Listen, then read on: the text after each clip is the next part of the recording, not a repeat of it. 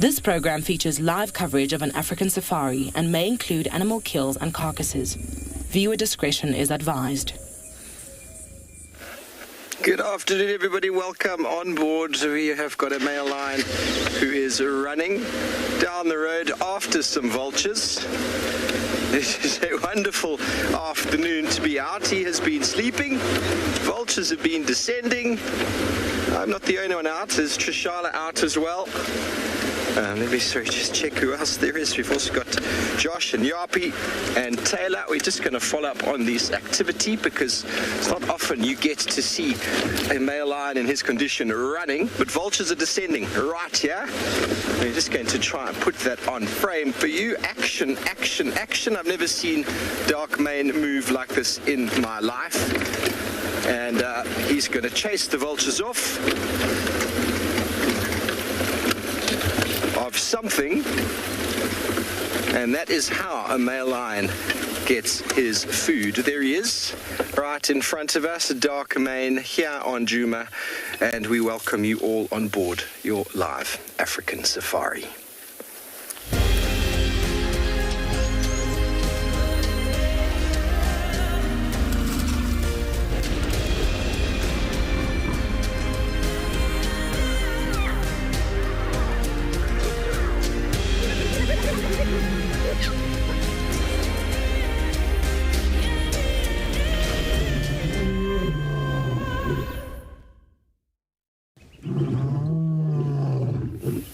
Hello everybody, welcome on board here on Djuma, where it is a very nice 31 degrees Celsius, 88 degrees Fahrenheit, and we saw our male lion, dark mane of the Evoker Pride, going from 0 to 100 in a very short space of time. Hello, my name is Steve, joined by Paul on camera, and as always, we're delighted to have you on board with us, and something is smelling quite ripe over here. We shall go have a look.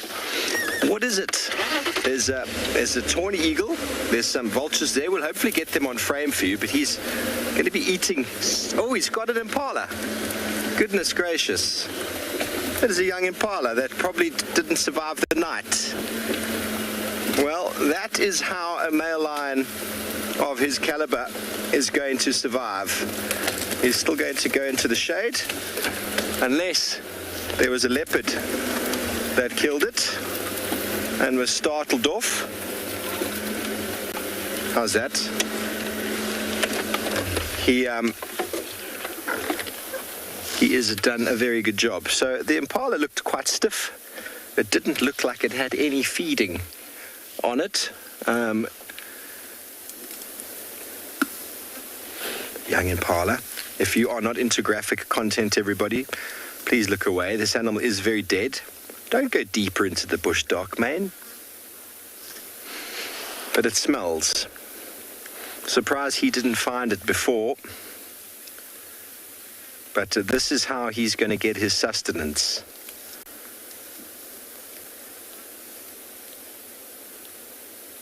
So if you aren't into graphic content, there is going to be some meat and some blood in a moment, so please do look away. Bearing in mind, this is all live, everybody. Koalas are making some funny noises behind us. I think they've just realized that one of their brethren has fallen. So if ever you do find a young animal dead, it's always important to look, if you do find it, to look at certain elements. Obviously, it's very hard now to tell what might have happened to this young impala, but there are some diseases that we've been warned about that might be hitting our antelope population due to the increased number of ticks. And diseases affect the weak. So this youngster might have succumbed to something in the night. I doubt it would have been exposure. It wasn't cold.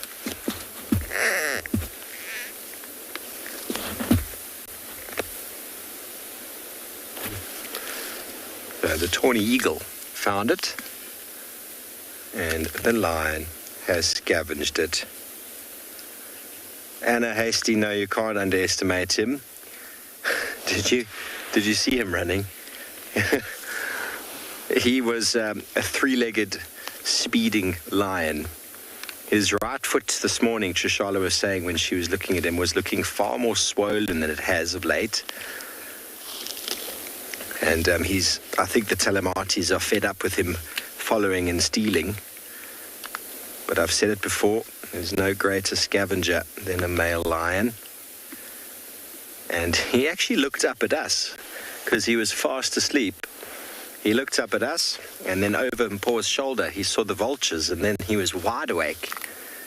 And then just before the opening, he started bolting.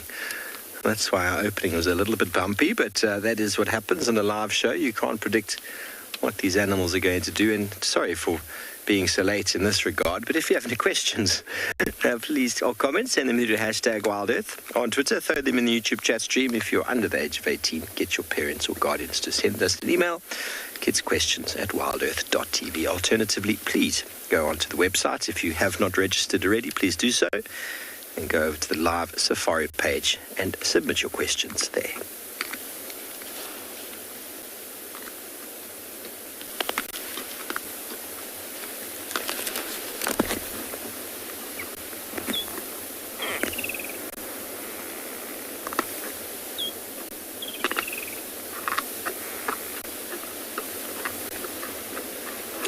Oops, in this case, the lion's probably going to eat the whole thing. He might eat around the stomach. The stomach itself, the lining, they sometimes will eat with intestines, but they quite often leave the stomach contents. But I've seen them eat the entire stomach before. When lions feed, and the ferociousness with which lions feed as a group, there's no time for discerning what they eat. They eat everything. But now he's got all the time in the world to eat this impala, so he might be a little bit more discerning. But he will eat this entire animal, the bones, the fur, even the hooves. He needs all the strength he can get.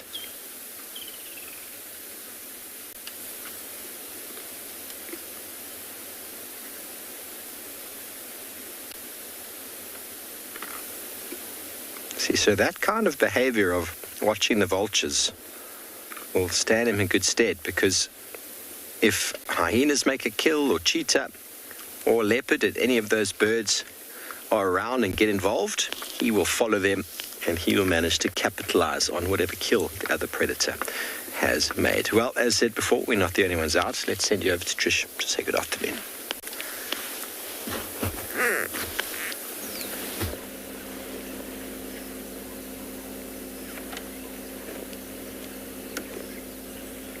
What a way to start this sunset safari. That is awesome. It's so great to see dark mane have a kill. And here we're watching a little bee eater. Possibly going to have another live kill here. Look at this, so stunning as they swoop down and take insects and they return to their perch. Sorry about this big pole, I'm on the main road, but my name is Trishala and I have Johan on camera. And like I said, we're on the main road. We're actually on the road called M, which is our western boundary. And we were hoping actually to go to One-Eyed Pan and Simbambili, and then we saw these little bee eaters. I love to stop for them because they're such beautiful birds.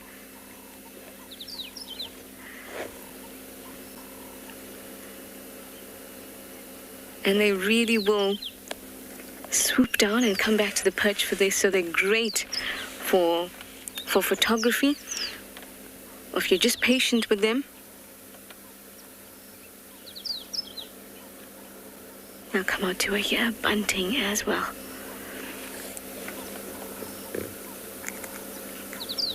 The main road is offering all sorts of great birding today. I heard a canary, I heard bunting, and we had the bee eater. Isn't that awesome?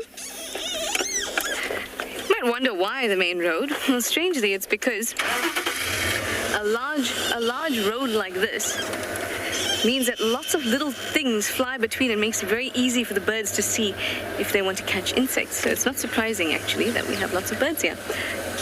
Anyway, let me send you over to have a look at the weather at several of our locations, including our own, and I'm going to keep on moving.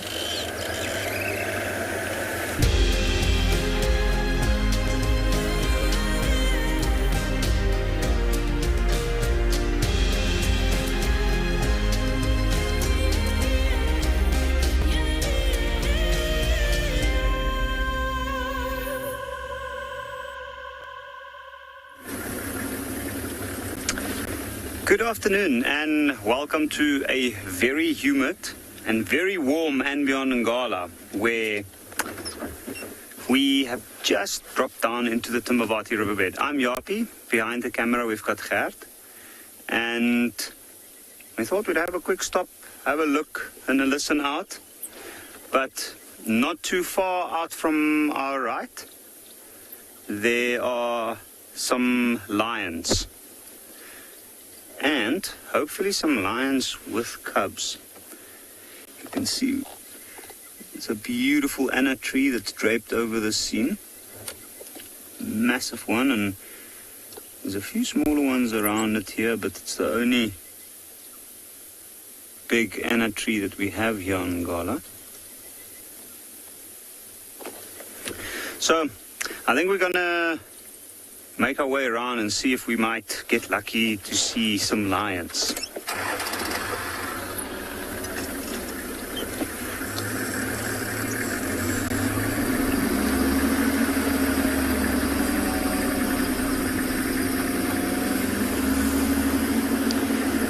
Now, this lion pride has been moving split up all over the area, and we've been finding little patches here and there of males on their own and then the females, but they're all relatively close to each other.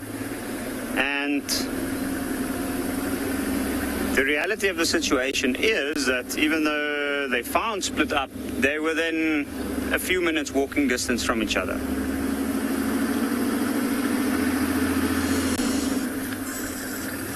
Now, my guess is at this stage, because it's so hot, they'd probably be down.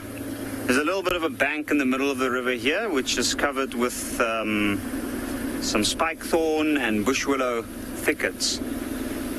And then also some buffalo thorn thickets. But I'm pretty sure that if you drop down, the lions might be laying somewhere near the cool sand close to the bank. So while we continue our search, we'll head over to Steve, who's got some lions.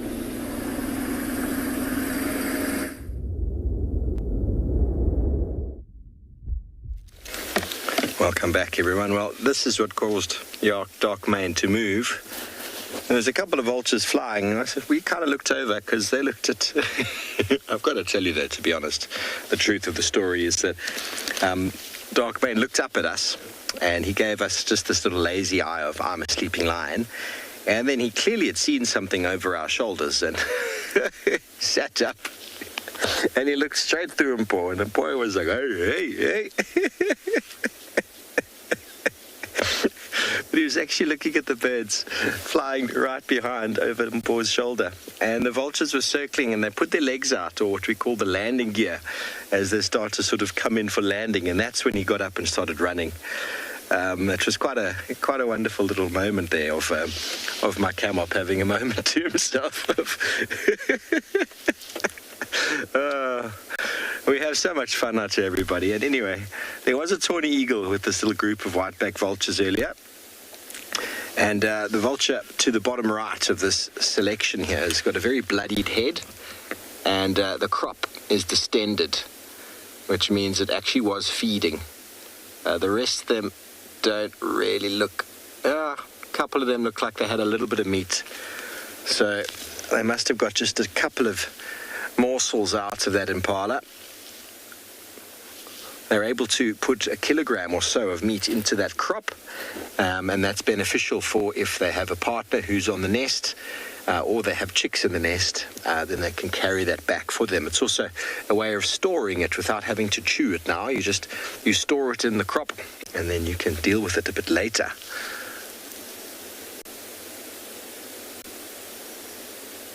Okay, so there's a nice, wonderful view of some vultures. We just wanted to show that to you. We're going to go back to our male lion, who's busy crunching away, and his breakfast, lunch and dinner is not going to last very long. So let's go back. It's only a small little impala, and for him, I mean, what, that small impala must weigh about, I don't even know how much they weigh. They're small. He can take a lot more than a small impala, but everybody, it's some power food for him. It will see him through, at least today.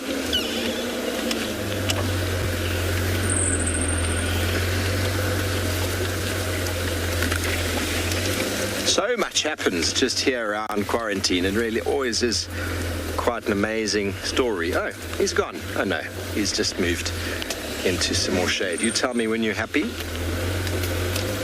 Right there. Okay, well, for all of you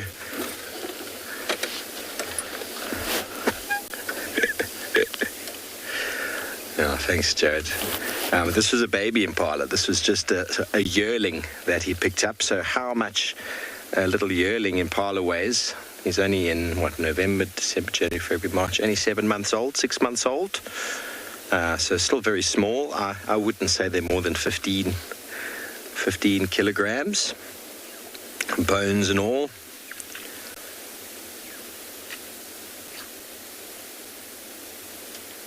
Enjoying that dark man.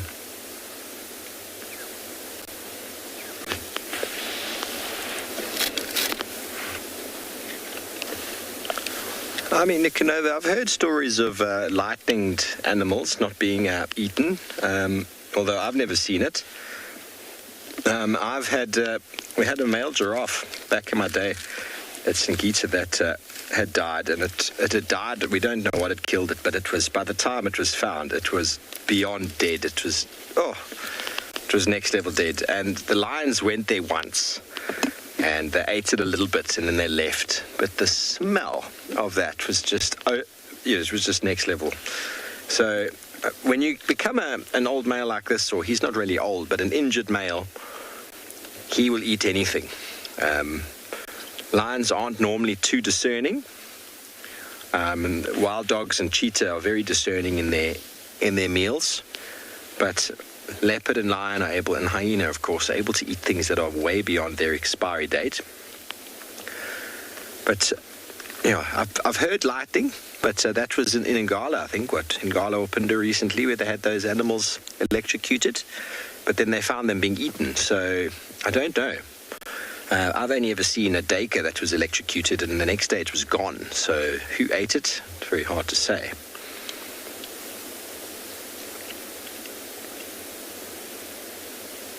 Even some of our, what we'd call mustelids, animals that have got secretions, civets and the like, even they are preyed upon by aging cats.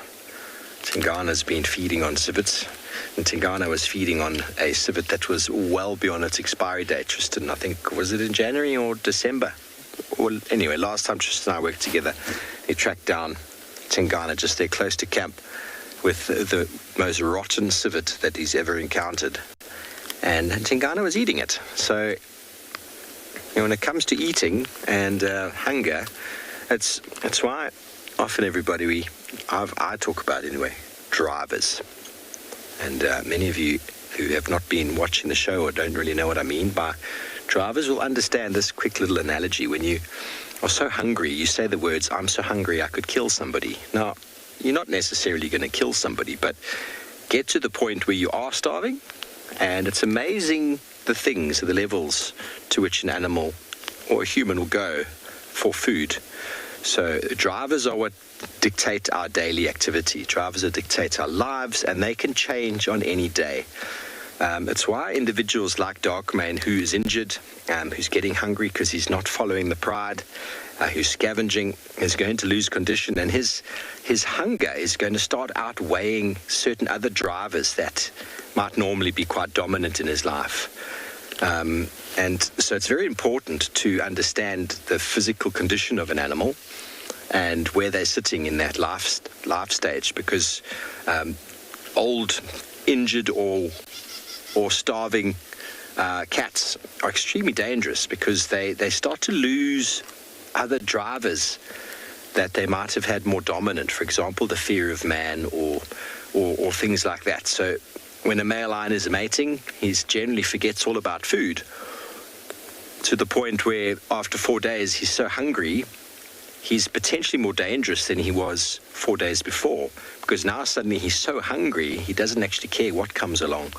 So there's a very important element to be taught and to be trained about. You can't just see an elephant and think, oh, this is what's going on with the elephant today. The elephant's got calves, the elephant is pregnant, the bull's in must, whatever it might be. Every day those drivers are going to be at different levels, almost like if you're doing like the amp box on a sound system, you know, the treble and the bass and whatever. Each of those are different levels, and each day they are different, and one's going to be louder than the other. And you always need to understand that. Just because you know an animal and you haven't seen him in a few days or a few weeks doesn't mean he's going to behave exactly the same way as last time. So there's Baboons alarm calling towards Treehouse Dam. So very important to understand animal behavior. It's something I try to impart quite regularly on the show with regards to elephants, specifically cats, when we see them. What's going on with them? How are they behaving? What little signs to look for? Because if you don't understand those little signs, you're going to get yourself into trouble. But if you understand the signs, I mean, you can see desperation in humans. You can see desperation in wildlife. It's just, there's no difference in that regard. So if you understand it, you can avoid being in a situation. I'm not saying that's where Darkmane is at the moment, but I was actually contacted by a friend today saying they're in the south of the Kruger and they've come across a very sick looking male lion.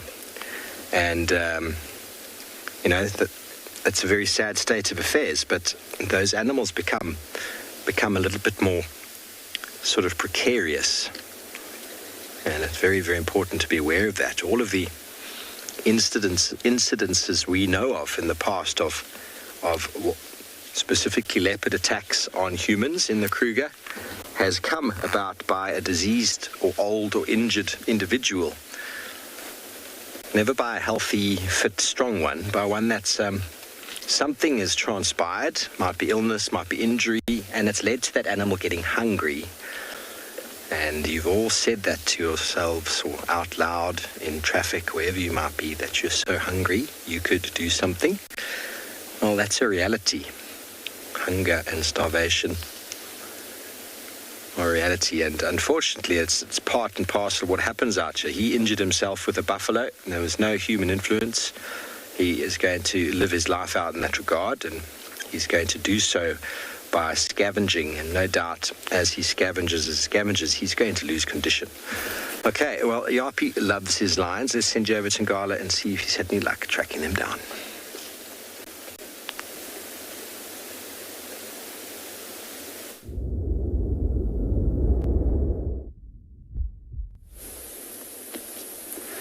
And we've managed to find the lions. And as you can see, there's not too much happening. A little bit of a stretch.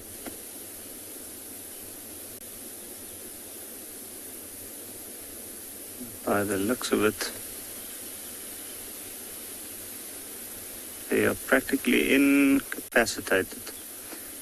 You can see they perfectly fit into the shade there, provided by that buffalo thorn.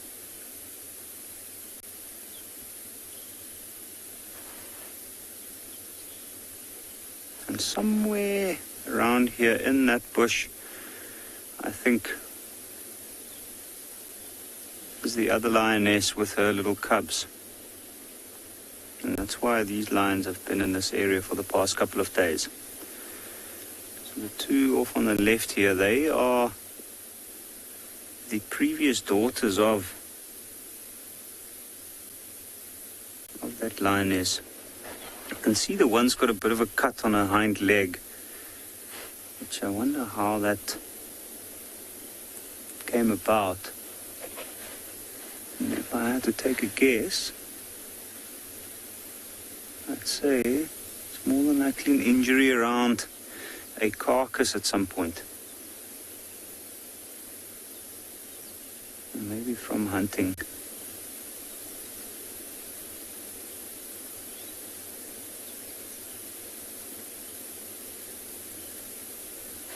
Well, it's difficult to believe when these animals are laying this still and not doing much, that they can be such fearsome hunters. The lioness on the right-hand side, she is, out of the large lionesses, the youngest one, and she's got 2 young lions of her own. So these 3 lionesses actually, each of them's got quite an interesting story, I think, especially lately. So the largest lioness, she broke off from the pride, and even though it was her first litter of cubs ever, she was actually quite young. Like, they are sexually matured anything from 2.5 years, but they hardly ever, or at least in this particular area, what I've noticed is they don't really give birth before the age of about 4. But she was around 3.5, and she's done quite well with him.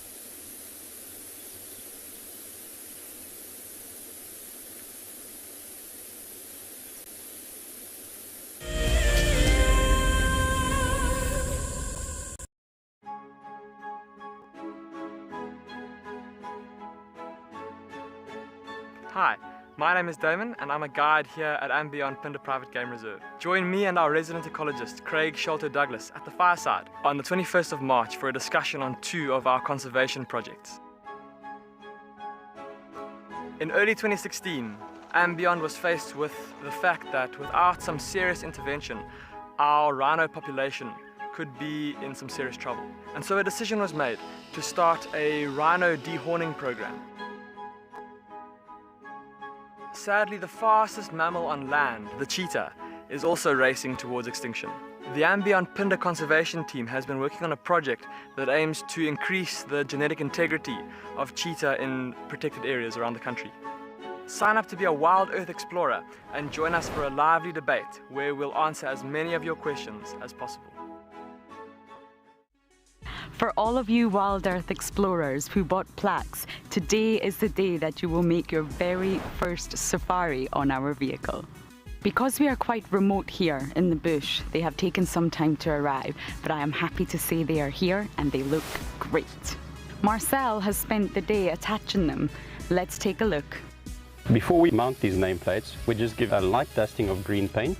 This is to better match them to the color of the vehicles and also to decrease the reflectivity of the metal and thereby staying sensitive towards the animals. Bumbo crew, hopefully Dan Black, Liesel Apgar and Alicia George. Well, it's time for me to get ready to take you all on a safari. Let's go.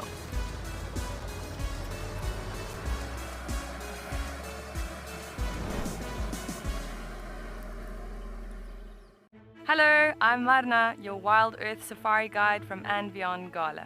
What I really like about connecting with WildEarth viewers is that we get to speak to viewers instantly and I get to show you this beautiful property. If you want to ask me a question, register on the WildEarth website. Simply head over to the live safari page and you can submit your questions there. Join me or one of the other guides twice a day on WildEarth.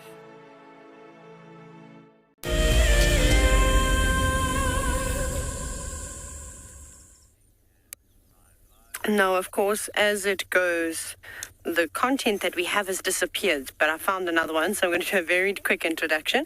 My name is Taylor McCurdy, and on camera with me today is Niels, and we are here at Pridelands Conservancy, which is part of Tswalu Game Reserve and the Greater Kruger Park.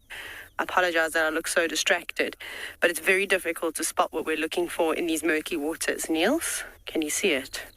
There.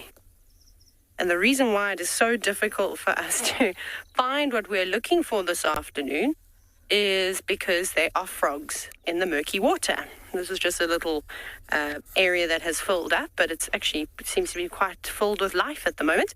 So what frog that you're looking at is a platana. Now, platanas are interesting species. We do have quite a few different species, but they're also known as the African clawed frog. And they're really unique. You don't get to see them all the time, because this is one species of frog that doesn't come out of the water. It lives its entire life inside the water. which is really, really cool. You might maybe see them just come up into the little shallows, into the footprints of animals and things like that, but you're not really going to see them out on like land, like sort of where we're standing at the moment. So I'm just trying to see if we can sort of see some more, but just every now and then you sort of see them floating like this in the water. And something else that's quite interesting about them is that you can, of course, hear them. They produce sounds, but they don't produce the sounds out of the water. Now, most frogs will actually come and elevate themselves or even place them in a position where if they are going to vocalize, that their calls are going to be sent as far and wide as possible. Now, with a platana, they make their sounds underwater too, which is quite epic. Let's have another look at them. And they're really interesting frogs. They've got a very sort of flat head with eyes on the side. And that's actually what their name sort of describes. Their Latin name describes their flat head and then also the claws on their back feet, which they'll often use to churn up the muddy waters to try and camouflage themselves. And don't try and grab one because they're quite slippery too. But I think we're going to try and see what else we can find around this pan. There might be some more life. But off we go across to Josh to see what he's up to.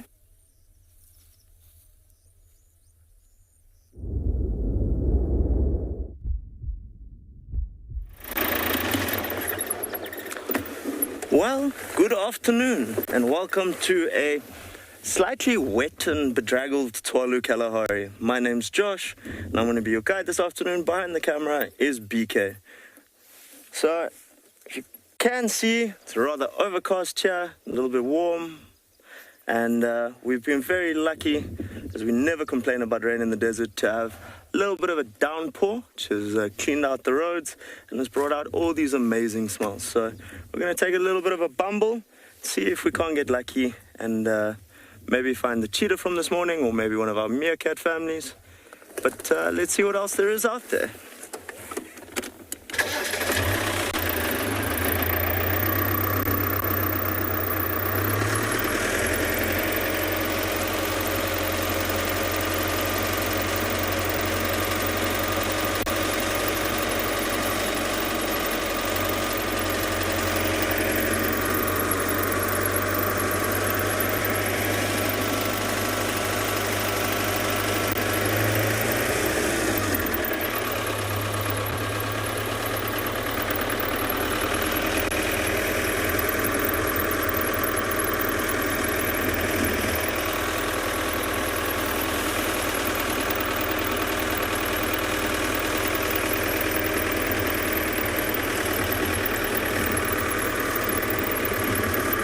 One of the things that makes Tswalu such an amazing place, especially for photographers, is it's a land of contrast.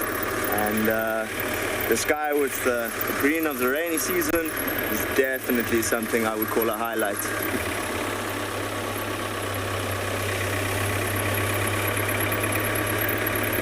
Oh, little starling and some fork-tailed drongos, and bird life, and everybody's out and about after that little downpour.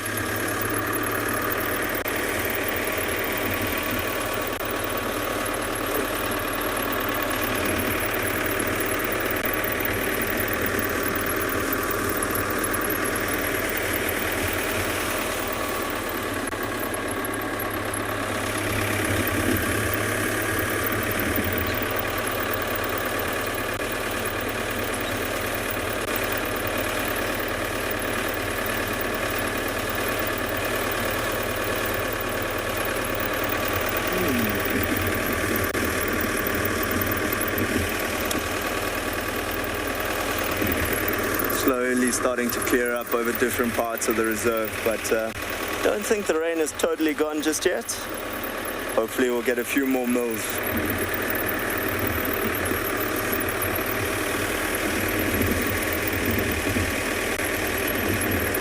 Folks, we're going to carry on and see what we can find. If we're lucky, we might get one of our meerkat families. But we'll be sending you over to Yopi at Ngala.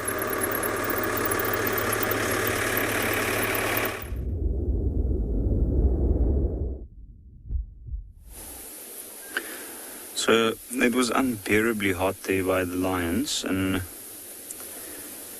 we decided to switch across the river to the other side, and we came across these two very young Impala lambs.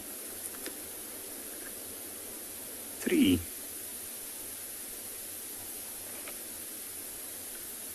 What's really interesting here is that we do have quite a variety in the ages here, where you can see some of the young ones have already started growing their horns. Ooh, there's a bit of a game going on.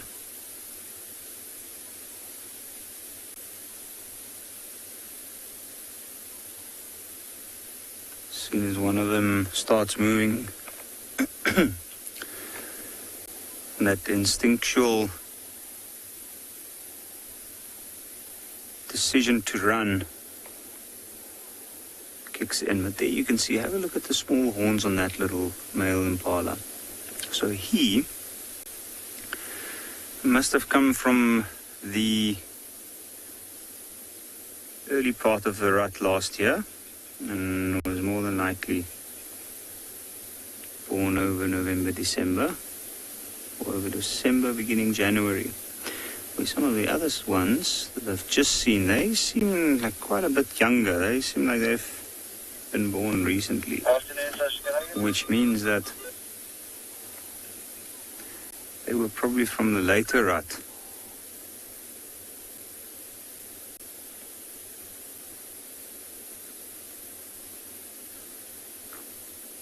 What's interesting is you can see these impalas are quite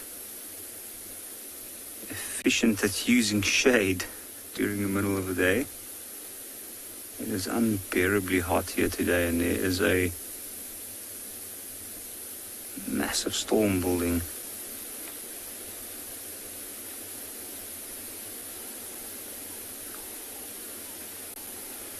Now this is quite interesting because some of them are feeding and some of them are just standing around. But you can see they're looking in a certain direction, and the reason for that is that they have to be quite alert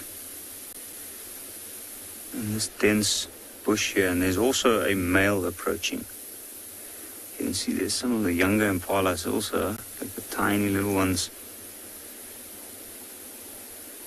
Just have a look. So those are some of the newer ones, say maybe a month or so.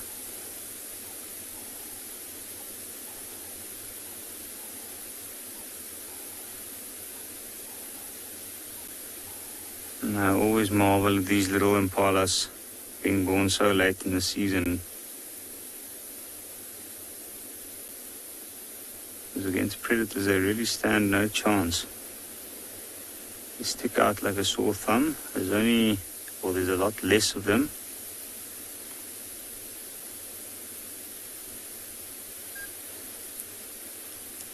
Penelope, yes, they definitely have some very handsome face markings. I think what I might do is I'm going to move a little bit forward, see if we get another view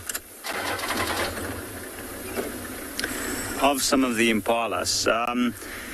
The baby impalas are incredibly beautiful, and I do enjoy watching them because they're so small. And I guess it's also because in a way they feel kind of vulnerable. I want to see if we can find the male. There is a big male impala. This is a good patch. There's a lot of water around this particular area, and I'm pretty sure it's an area that's well contested, which counts for something. It means that he must be strong enough to be able to keep this patch. Now, there's a bit of cloud cover that's just come over, and because of that it's slightly cooler, and that's why they've moved out of the shade.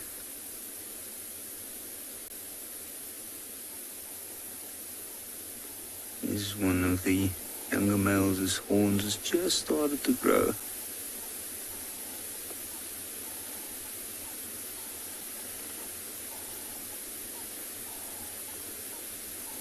I saw before he put his head down there, was just sniffing on the rump of that female.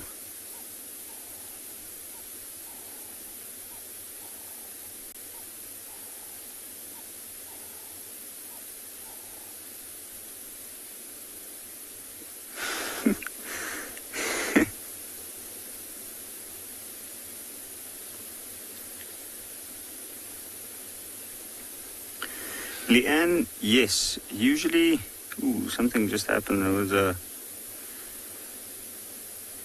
I think it was the male, or maybe something's drawn the attention of one of the impalas in the group just next to this, and that's why you can see they're all on high alert now.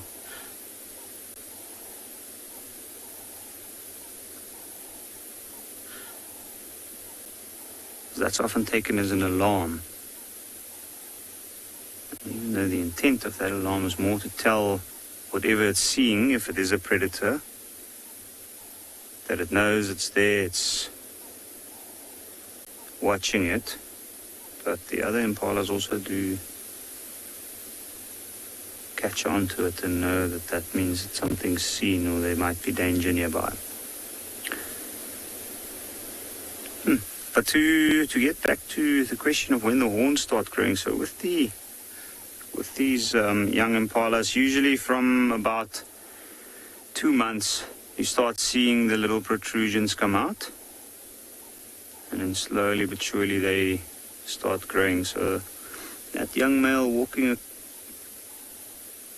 across over to the left, he is slightly older. I'd say he's probably one of the first litters that got dropped, or some of the first babies.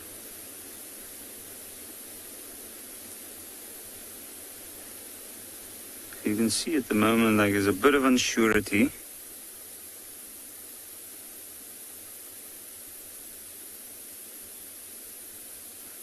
I know it's often said that the bonds between the impalas deteriorate quite quickly between the mother and the young ones. But young males do stay within the natal herd for quite some time.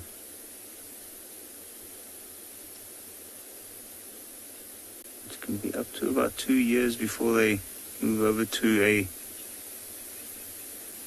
bachelor herd. Here we go. And way before they become one of those guys.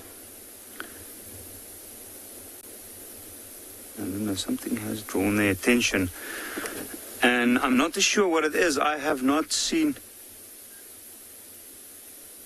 any other predator in this particular area, or any signs of predators in this particular area. But I think what we're going to do is we're going to continue along, leave these impalas for now. I'm sure they are going to be spending quite a bit of time in this particular area. Now, there was a male lion somewhere along this road this morning. He was calling and he was not found. And what I'm hoping that we might have some luck and we might be able to find him.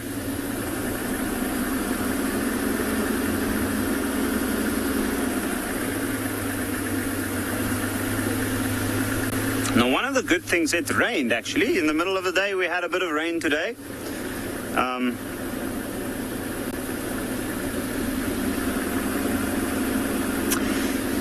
I have seen impalas with broken horns, the males especially, when they fight during the rut season. We're entering the rut season at this point. And I'm sure within the next 2-3 weeks, it should be starting to go in full swing. And that's often when you see the impalas with broken horns. It could be from a predation attempt, and then they break it off somehow. But I think it's more than likely that it happens through fights with others. So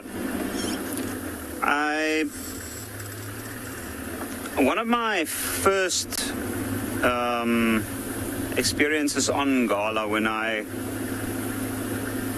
just arrived at Ngala, was, I'll never forget it, we were on our way driving towards male lions, and we came across 2 impalas fighting. But what was really interesting about the fight is that the one male had both horns broken off, and only the bottom piece of each horn was left. And these two were really going at it. It wasn't a play fight or a standoff to establish rank. It was a full-on fight. And the one with the shortest horns ended up throwing the other Impala down on the ground and clearly winning the fight.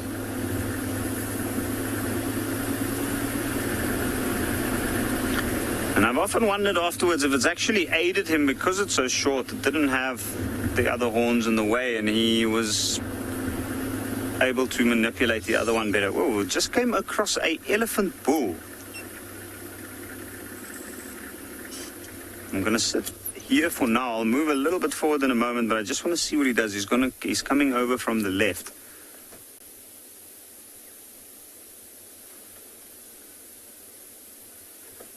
I'm going to move a little bit forward. He's stopped for some reason.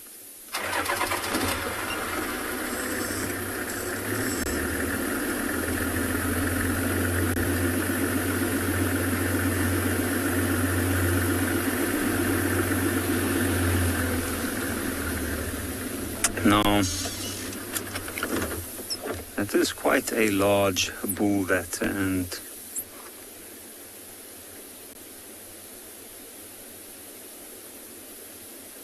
it's clearly not stopping to eat. I didn't have a good look. I saw some secretion from the temporal gland. I don't smell anything, so I'm not sure if this elephant is in must or if it's just an elephant bull moving through because of the water and the food here and the high likelihood of encountering other elephant herds.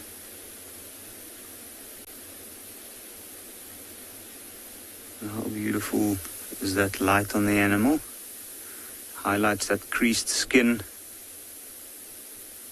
You can see the top of the ears almost draped over. It looks like a cloth that's thrown over them at the back. He is flapping them every now and again.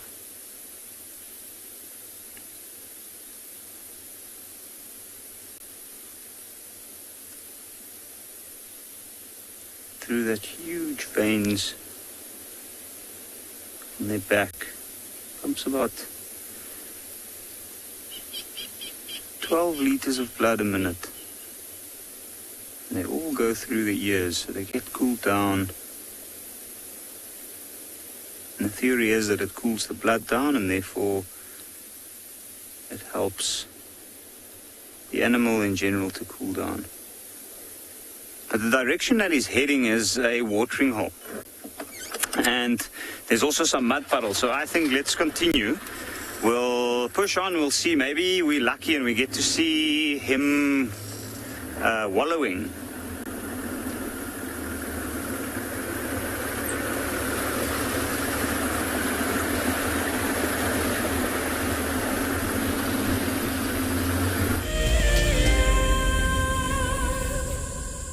Please join me this Saturday evening for a town hall meeting.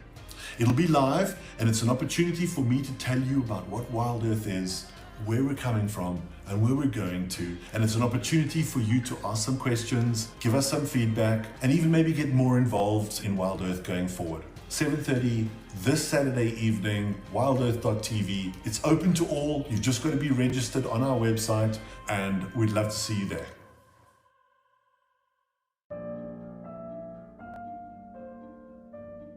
With a slew of potential dangers lurking, it's essential to be aware of your surroundings whilst walking in the wilderness. 20 yards away from one of the most endangered species. This is a big bull. What a moment, what a close encounter with an Ellie bull. He's just over here now. He's moved completely away. Being on a bushwalk and seeing a leopard, I mean, it's ridiculous to be this close to a leopard on foot and for him not to run is absolutely insane. How crazy was that? Through the gap there is just the back of the head of a male lion. He is absolutely unaware that we are here right now. I'll tell you, seeing lions on foot, it definitely brings out the caveman in you, this little scared human being. I got into wildlife filmmaking because of a passion for nature and a notion that I could make a difference. Helping others fall in love with nature brings meaning to what I do. It's also a lot of fun. A couple of times per week we receive some very heartfelt messages from viewers telling us about how WildEarth has made a difference in their life, whether it's helped them through a difficult period or simply helped them to reconnect with nature. I think that's why we do what we do. Guys, have a look at what we've got. This is better than my birthday. Look at that. This is the first time that I ever see cubs this small. This is so special. This has officially just become my best sighting of all times. Tune into WildEarth every single day. It's in your nature.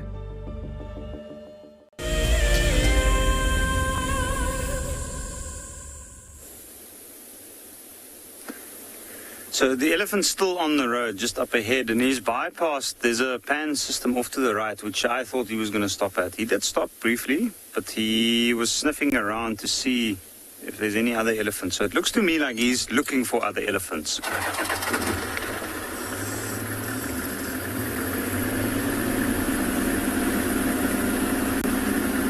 Now, with elephants, it's a large animal and it deserves a large amount of respect because of that.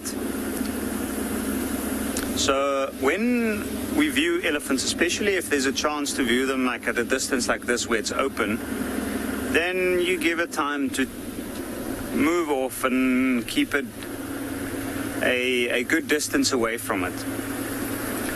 And the reason for that is not because the animal's dangerous. It is... There we go. You can see him right up ahead there as he's disappearing around the corner. No, he's gone again, so I think let's continue. But because elephants are so large, they've got a large personal space, and it's something that if you get too close too quickly, you do affect the animal's behavior. In this case, this animal's got something else on its mind, and we really do not want to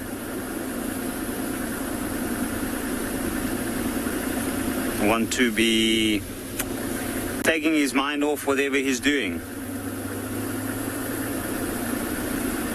As you can see, it's nice and dense in this particular part.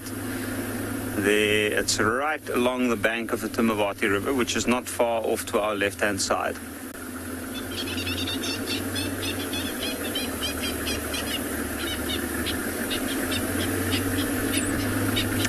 Very, very long grass in this particular area. I can see the elephant up ahead, and it looks like he's slowed his pace, so that might be an indication that there were some other movements of elephants through this area.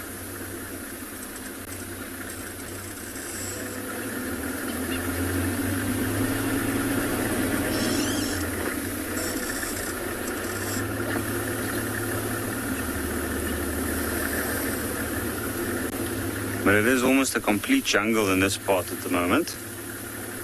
There we go. You can see the elephant up ahead now. We can see him clearly. And he's just taking a casual stroll along this road.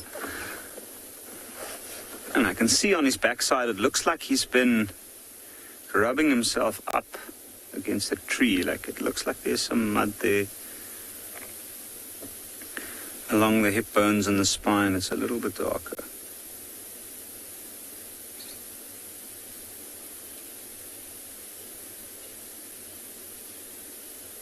Let's just stop. It looks like he is investigating somewhere there on the road.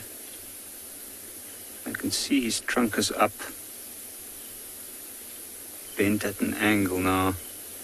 That to me is usually an indication he's sniffing something, he's picking up on the scent of something, often us. And when an elephant does that, then I'll stop and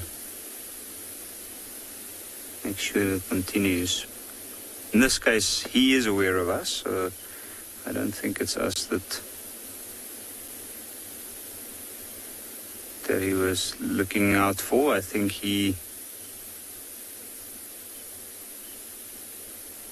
Just looking, or maybe sniffing an old sign of a herd that's moved through.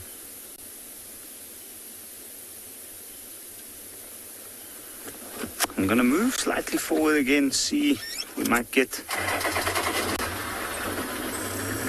So the road takes a bend up ahead, and then there's a little puddle coming up, which normally these animals will use to drink from, but now there's water everywhere, so it doesn't really have to.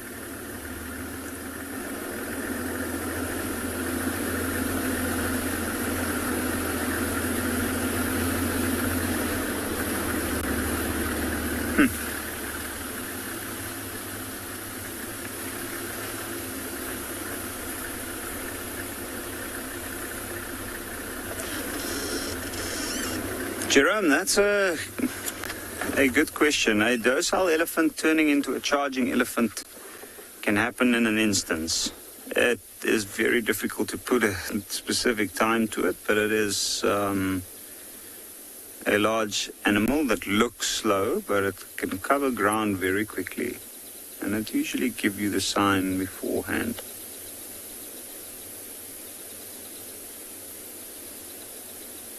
And they'll show you clearly if they're not happy with your presence. Sometimes in the case of a bull elephant being in must, they might come out of nowhere and a surprise if it's a very dense area, and then they'll, oh, look at that.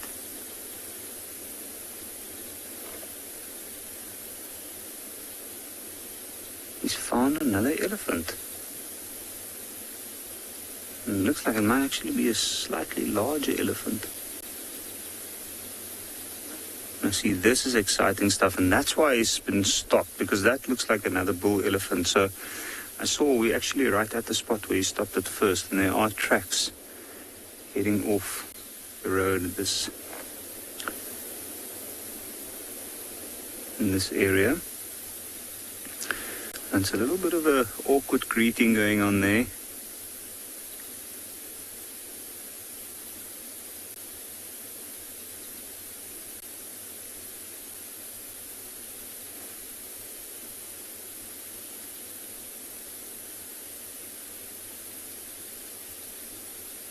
It's amazing the difference in color between these two elephants. The one at the back seems to be quite brown.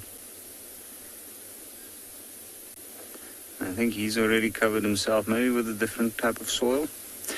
But this should be interesting, so I think we'll stay here for a while and see how this situation develops. And in the meantime, we'll head over to Tswalu.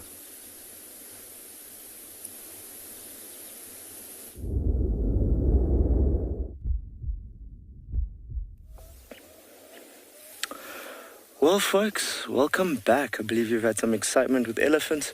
So we'll go from one of Africa's largest herbivores to one of its smaller insectivores.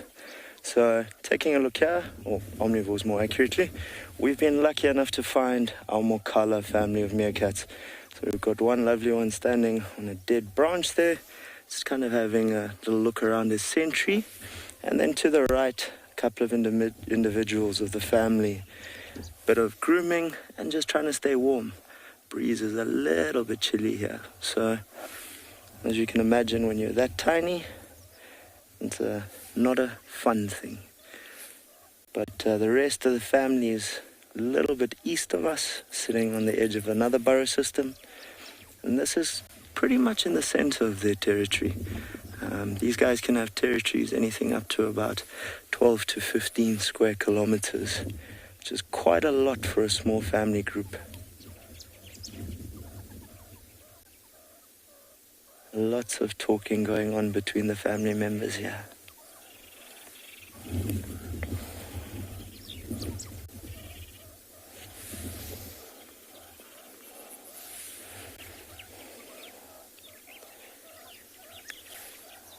So I think what would have happened here is that as that storm came in, they'd have run for the closest burrow system. The storm came in quite quickly, and I think they got a little bit wet.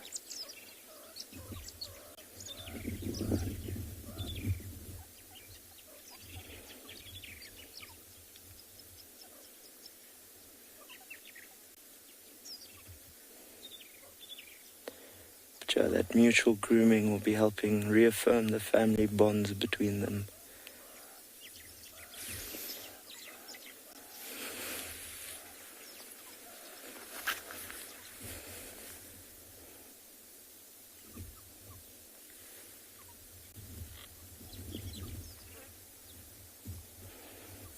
One little one sticking out there, going, what's going on?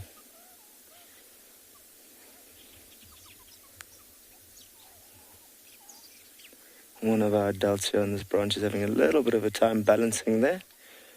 Every now and then we do get a bit of a humorous moment. They occasionally fall out of the tree they're sitting and perched. So we're going to spend a little bit of time here with them and see what they get up to. Don't think they'll be going too far from home this afternoon. We're going to be sending you across to Steve.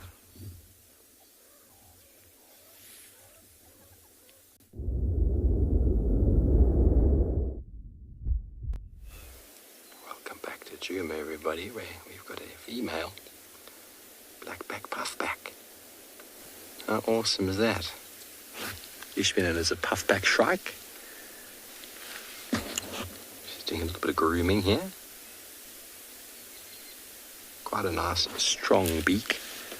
A little bit of a hook on the end of it, hence the name from the shrike sort of grouping.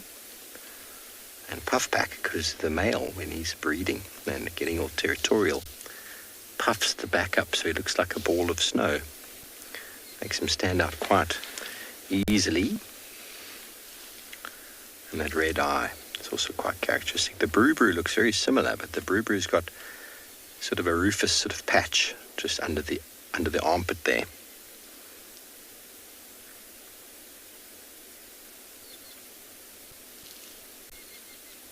Very insectivorous.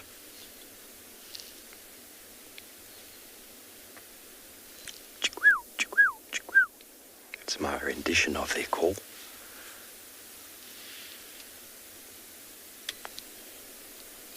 They build a wonderful little cup nest hidden inside the tree, often bound with spider web.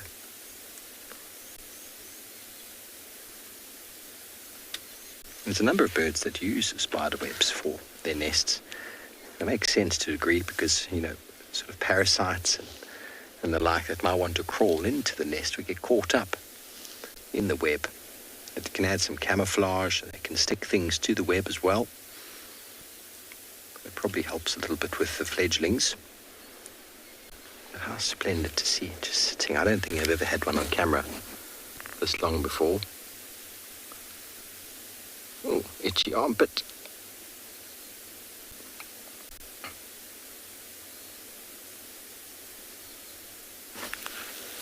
The male has got more of a black head, so the black actually extends underneath the eye.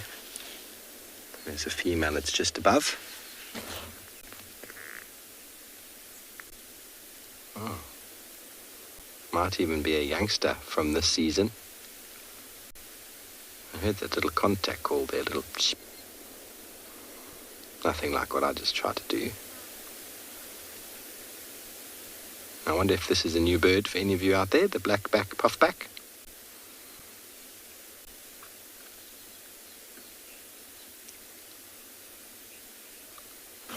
Kenya, indeed, they are in the shrike family, in the grouping.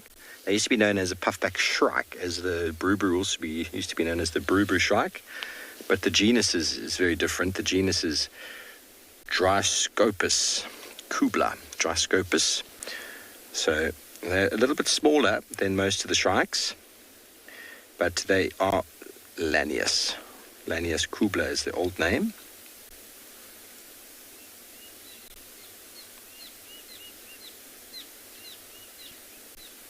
Dioscopus has probably got something to do with the difference in colours.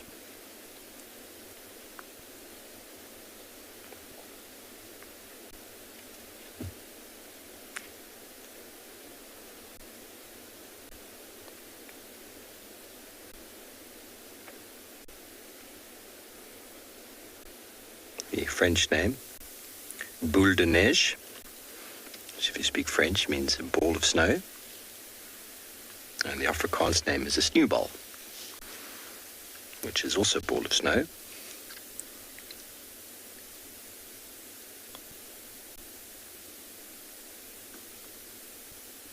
And in German, it's a Schneeballwolke. I hope you don't judge my German.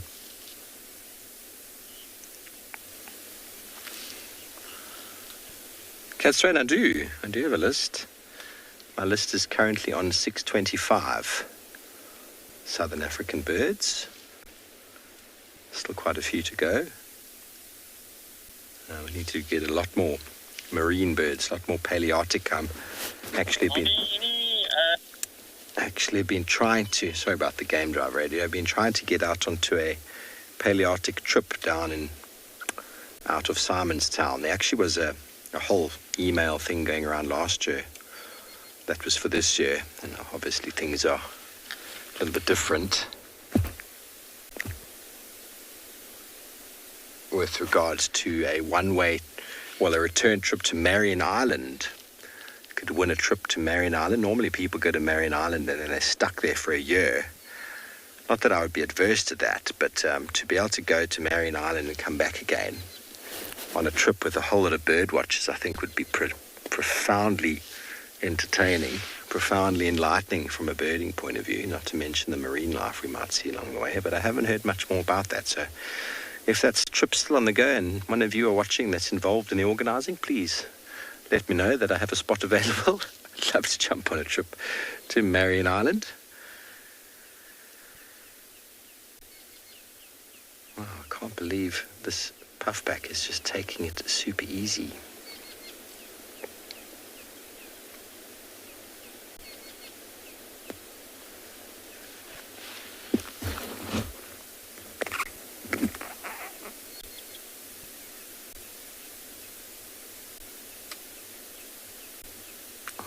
Not Palearctic, the pelagic birds. That's right, the ones off the coast, the albatrosses, and I don't even know all of their names, but there's a huge list of albatrosses I have not seen, meaning every single one of them. I've probably seen an albatross in my days, but I have never ticked one that I know of. A couple of palaces, a couple of the birds I haven't seen occurring in Angola and Mozambique and Zimbabwe, which I haven't yet been to. Northern Botswana.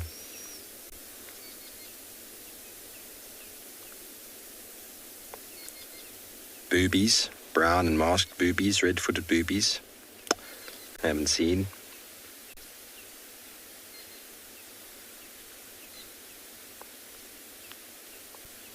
And there's a number of cisticulars I probably have seen but haven't yet identified properly. They do take a bit of effort. There's a lot of cisticulars on the list, everybody. A lot of them. A couple of crakes.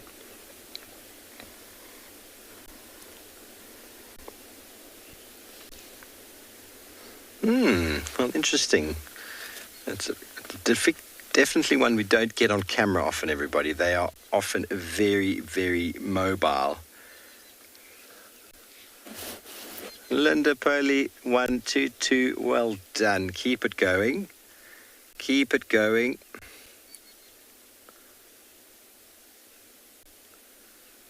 It's always nice to keep a list, everybody. I keep a list whenever I go somewhere. I keep a list of the birds I see in that area, even if I've seen some of them before.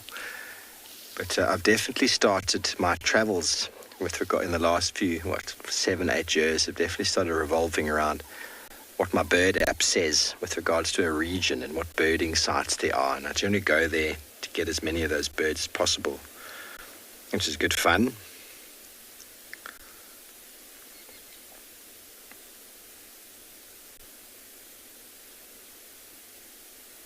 Few flufftails missing. The African finfoot has been eluding me. A number of places I can see it. Even some people are like, oh, but just go there. You're like, I know, I've been there. Hasn't worked yet, but we get there.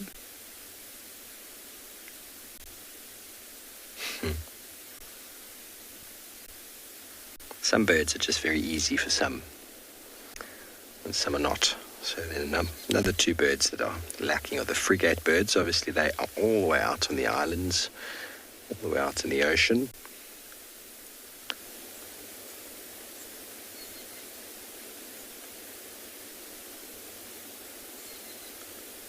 done quite well with my seagulls.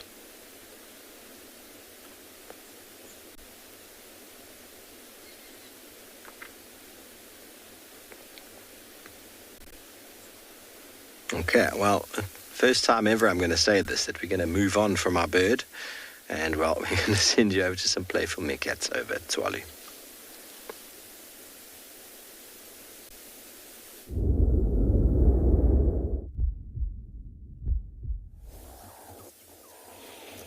Well, folks, welcome back to Tswalu.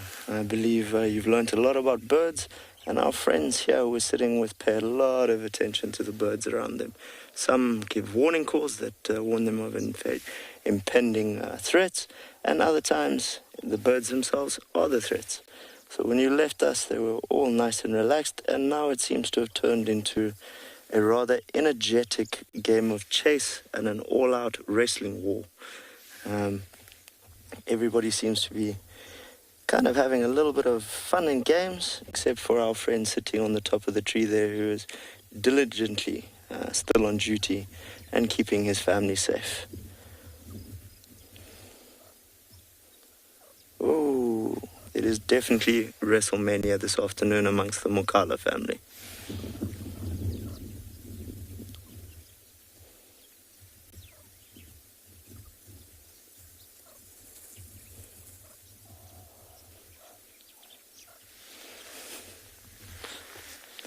So they've been constantly chasing each other in and out of the tunnels of this burrow system for the last few minutes.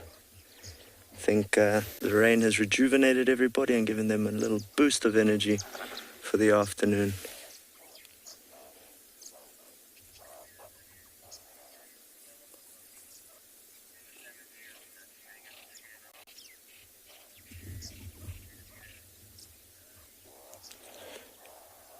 Lots of talking going on here. Lots of racing around. Big threat.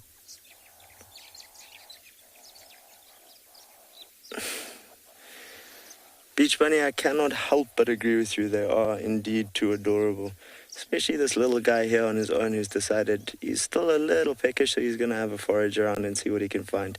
And there's a good chance of a few more insects getting active after the rains. So who knows, he might get lucky and maybe get a little scorpion or something. But he's definitely still looking around for something to nibble on. Where his siblings and that are rather goofballing around here on the side.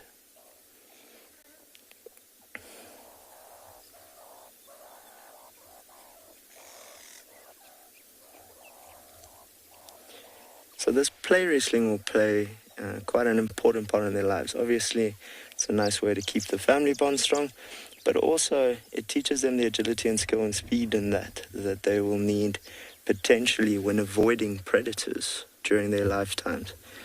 So these guys can live anywhere between 5 and about 15 years in the wild, although in captivity they've been recorded up to 20 years old, which is quite long for a small little mammal.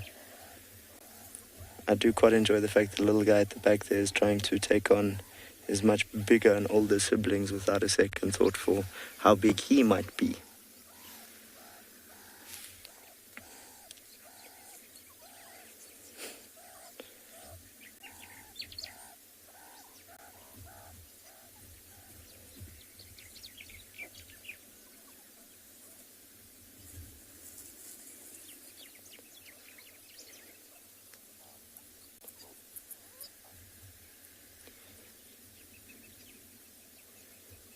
Quite sharp little teeth there, but they're obviously not hurting each other.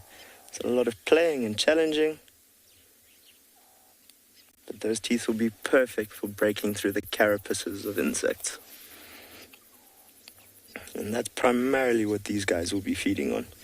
Lots of insects, maybe the odd lizard or snake, and occasionally ground nesting birds if they're very lucky. Although yesterday afternoon we saw something we've never seen before, which was them feeding on part of a ground squirrel. So it does just teach you that regardless of what the book says, nature can always will surprise you.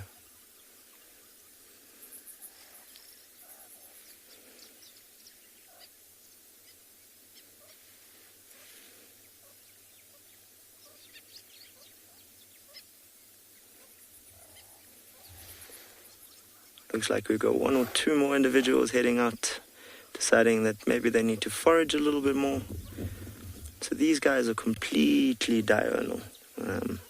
They come up just after sunrise and they'll head down into their tunnel systems just before nightfall, unless obviously it's raining, at which point they'll be heading for home a bit earlier. But our stalwart is still sitting on his tree stump there, and these two have definitely decided that they're going to go foraging.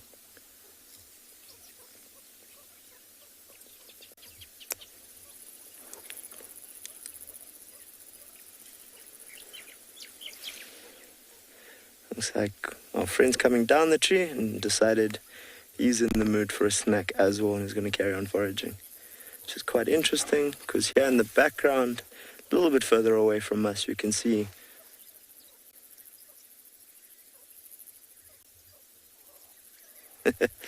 Kichigumi, I cannot argue with you there. If not caffeine, then they're definitely on something. They are bouncing around with lots of energy. These few here in front of me are going crazy again and have all the energy in the world. If we look a little further back, we have the complete opposite, with some of the other members of the family deciding rather just to cuddle and avoid doing too much that uses energy.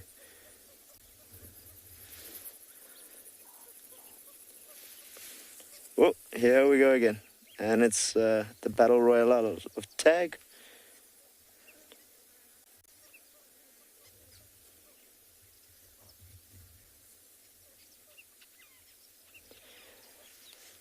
So we've just had a question from Gawa asking, do meerkats use their tails for anything?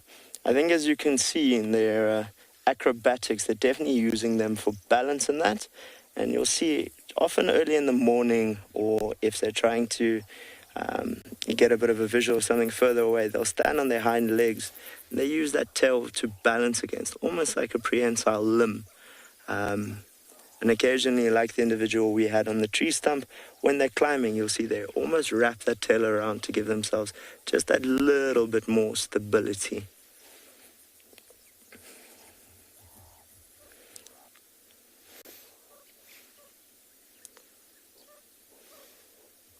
Quite a cute little one here, just having a look around what's going on. You can see the adults around him. Oh, he's going to charge off. But he's not quite sure where everybody is and what they're doing. Looks like there's an individual at the back there who's managed to find something that interests him. He's digging rather intently. So these youngsters are at an age now where when they beg for food, the adults might not necessarily give it to them because they're just trying to teach them to forage for themselves. They're obviously not going to be allowed to go hungry, but it is a good way to teach them that they need to forage on their own. Lots of digging going on back there.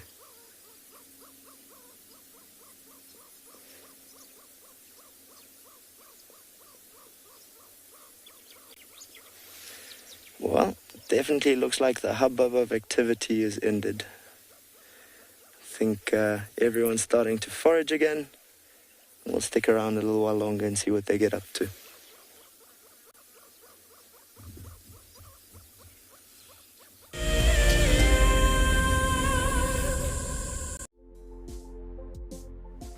On the 27th of April, WildEarth will be turning 14 years old, and we wouldn't be here if it wasn't for all of you. And to celebrate, we will be finishing the beautiful book that we started last year that looks at the history so far. But we do need you to be part of it.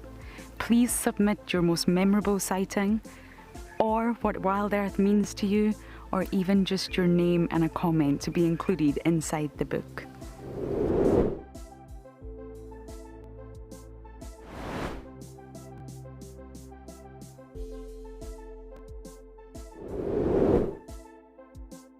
Head over to the website to add your name and reserve your copy. We are offering a 20% discount on all books bought before the end of March. And a big thank you to all of you who have contributed to the book so far. WildEarth explorer Jenny recently joined Tristan as he broadcast live from Djuma. Awesome to kind of have a guest on board. I'm looking forward to this. This is Jenny. Hi everyone. And Jenny is the first of our Ticket to Dream holders. If you want to go on safari with a WildEarth guide whilst honing your bush knowledge and of course featuring in one of our shows, then head over to our website. Literally being with Tristan on the vehicle today has been incredible. It has truly been a dream come true. Sign up to be a WildEarth explorer and you could be making your first ever on-screen appearance. I would highly recommend being a part of the Explorer program and being able to be a part of an interactive live drive.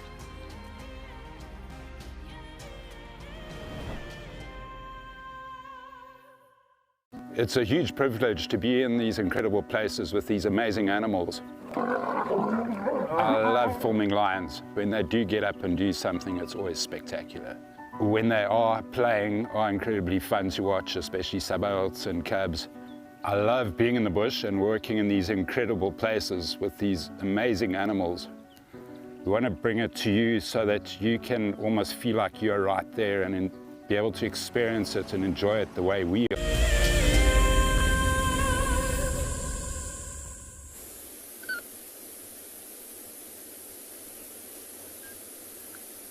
Just have a look at this incredible scenery here. Some beautiful trees, apple leaf in the foreground, that massive, very beautiful torchwood, and then the jackalberries at the back. And the elephants have now met up with a third elephant. But this is quite an interesting development that's happening here. Now that elephant there, he seems to be either going into must or he might be coming out.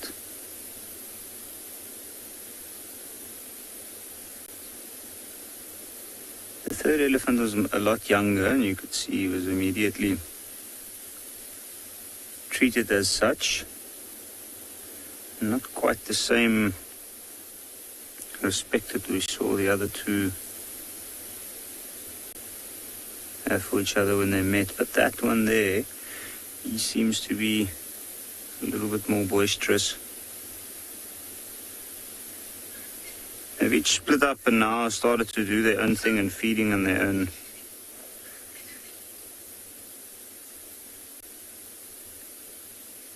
Area.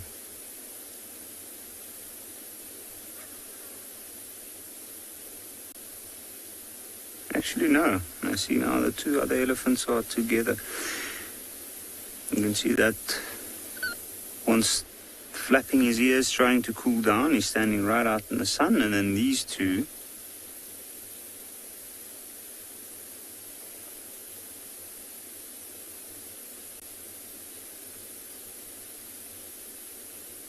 they seem to be feeding on what looks like a magic quarry, actually.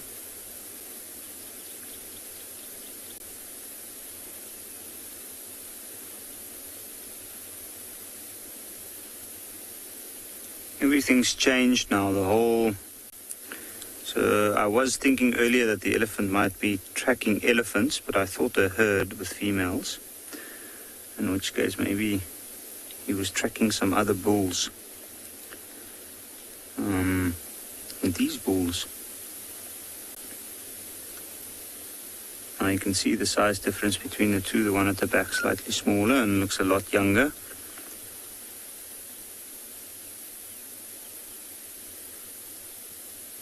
The other two are quite decent-sized elephants.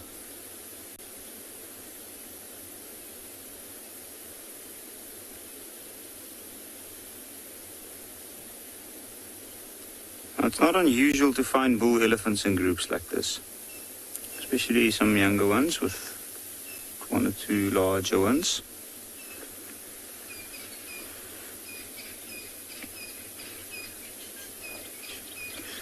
Hannah, that's a good question. Why does an elephant's spine look like it's protruding? I don't know. I guess it needs to be very strong, and it needs to carry all that weight and all that muscle. So it's got a very unique shape, specifically shaped for such a large animal, and to be able to carry the weight of that muscle.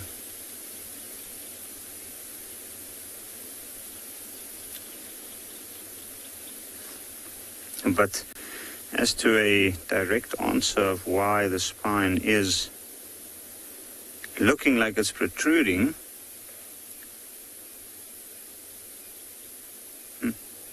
that is a good question. I think something I'll have to research a little bit.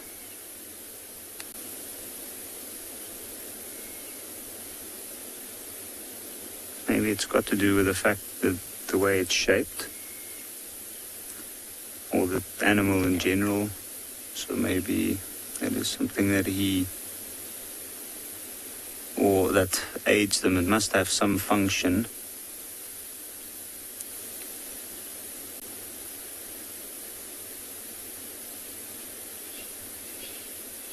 I can't get over the stunning scenery. I actually can't believe we're looking at the same Ngala that about 8 months ago was bone dry. You can see the clouds in the sky. We've had quite a bit of rain today, and not as much as usual, but the soil's so saturated everywhere. It looks like a bit of a jungle in this parts. And apparently there's heavy rains expected tomorrow. So things should be interesting. I'm going to move slightly forward, see if we can get a view of... It looks like the other two elephants have moved off. So I want to see if we can get a view of that third one that's still in the area. He's the one that's slightly more grumpy.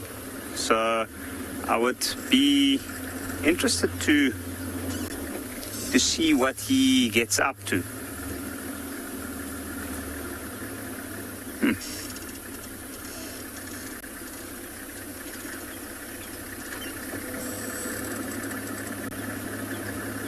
Now I can see the one straight up ahead from us.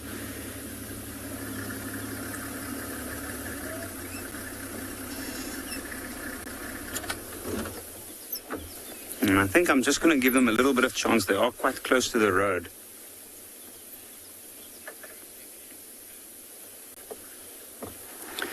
Darcy Ann, yes, we do get very large herds of elephant on Ngala. It depends on the time of the year, and also it's more of a congregation of elephants than the actual herd sizes. The herd sizes generally is between 15 to 25 or up to 30. In an extreme case, about 40. But I have seen more than 200 elephants together here. I remember driving down the Timbavati one afternoon. Everywhere you look was elephants. I stopped counting at 150.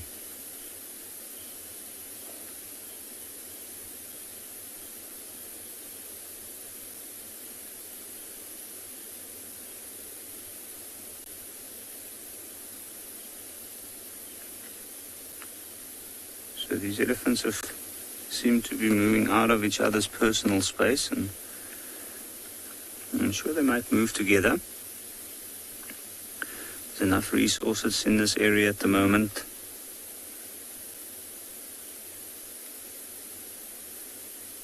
They are social creatures.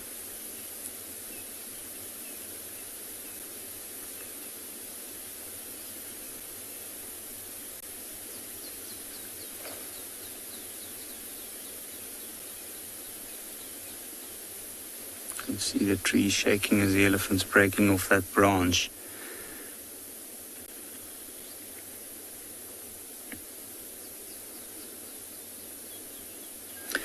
Izzy, do elephants have a food preference when there's such an abundance? I I think that would be quite dependent on the area.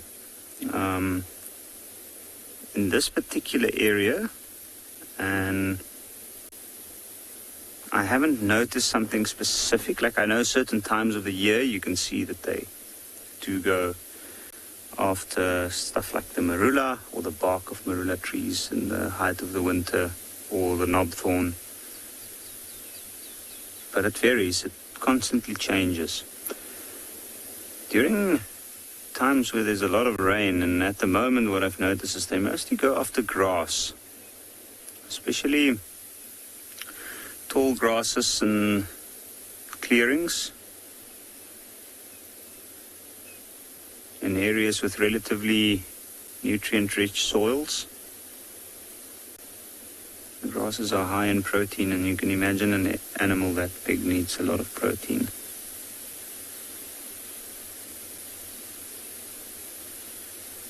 You can see the ears are a bit tattered of that elephant. Looks like it's been cut.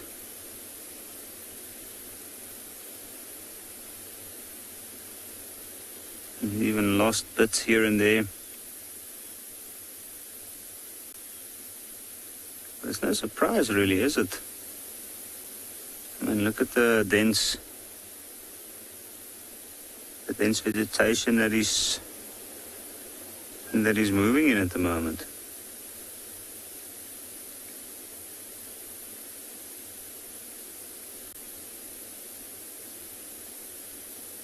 What an amazing creature. See an elephant in the wild in such a almost jungle-like environment is something else. They're actually quite tricky to spot from a distance, and if it wasn't for this elephant moving his ears like that,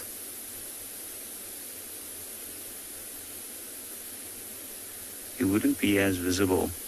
And then of course the color of the tusks. Now I see he's changed around, and he's constantly changing the food source. And what I've noticed in the past is, I mean, there's a lot of different stuff that you can get from different plants, but what I've noticed in the past is they will go to extreme lengths for certain food sources.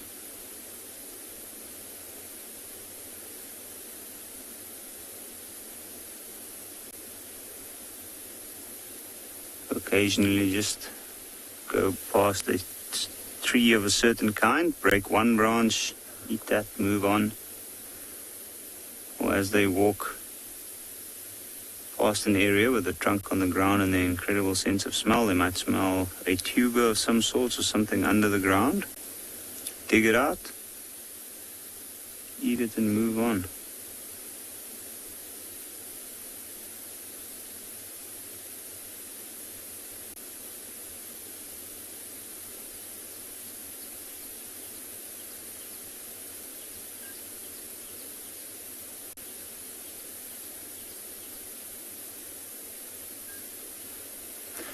So,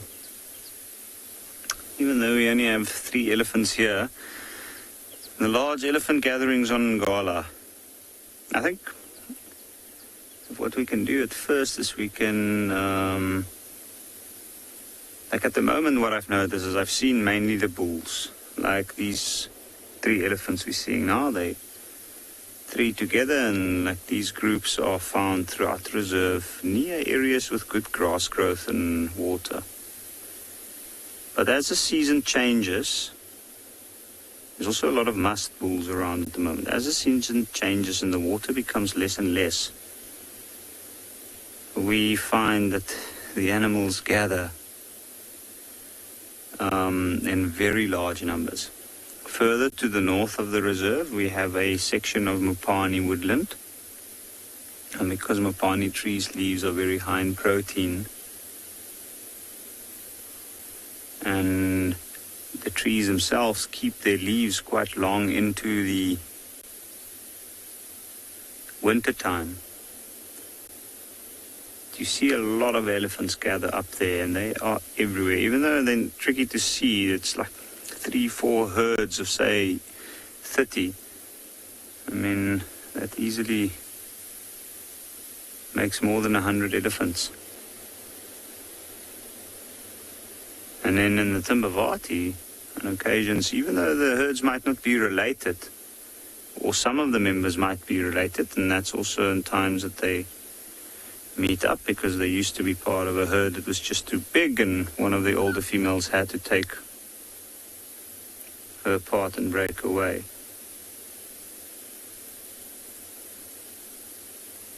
But I've seen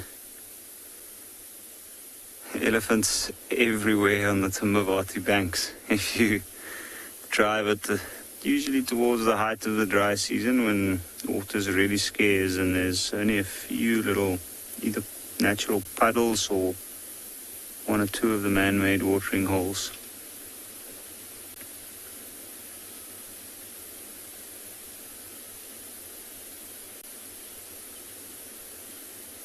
And when they move in large numbers like that, they do sometimes do a bit of damage to the area.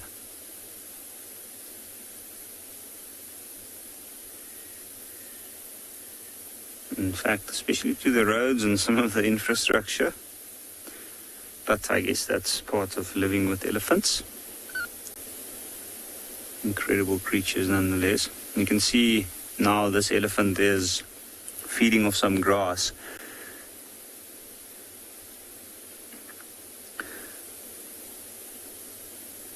Being so large, needing so much food, it's actually a relatively easy meal for this creature. It's not that difficult to get, it's everywhere. He does seek out selectively certain grass patches, but then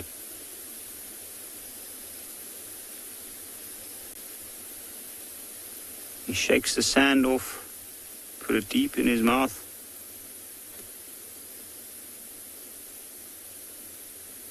Sometimes they don't eat the whole grass. Sometimes they actually, or the whole clump of grass, they just eat parts of it and spit the rest out. The grasses are also easier to digest than tough tanniferous material of trees. I had a look at that elephant's tusk while it was feeding, and it looks like the left-hand tusk is actually worn down a little bit more than the right-hand tusk. So right-hand tusk's tip was quite sharp, and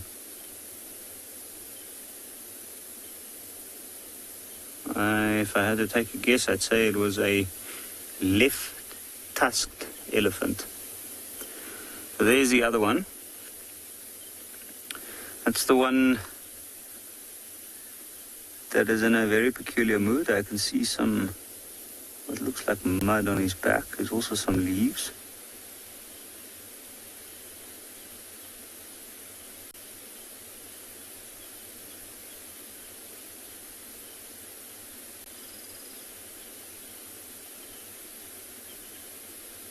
Yeah, he was in quite a peculiar mood not long ago. He seems to have relaxed quite a bit now.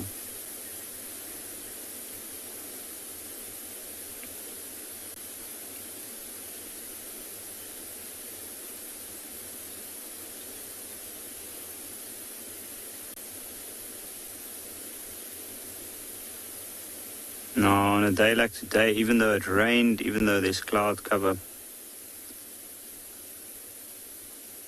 you can see by looking at the color of this elephant's skin, it's like a brown, muddy color. There's a little bit of a reddish tinge to it.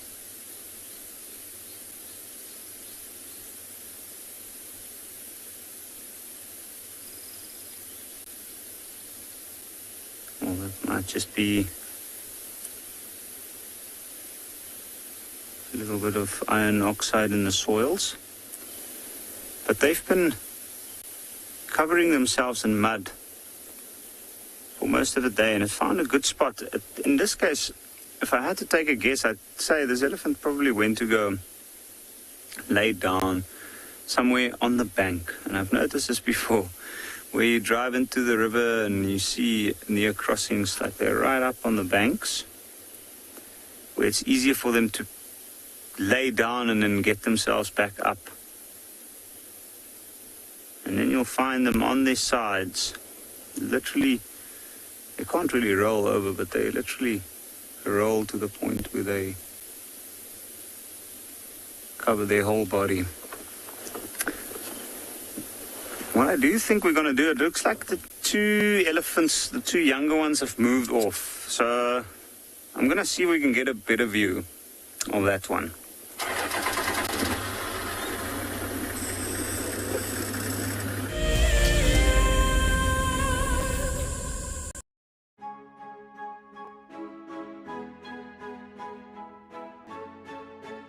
Hi, my name is Damon and I'm a guide here at andBeyond Phinda Private Game Reserve. Join me and our resident ecologist Craig Sholto Douglas at the fireside on the 21st of March for a discussion on 2 of our conservation projects. In early 2016, andBeyond was faced with the fact that without some serious intervention, our rhino population could be in some serious trouble.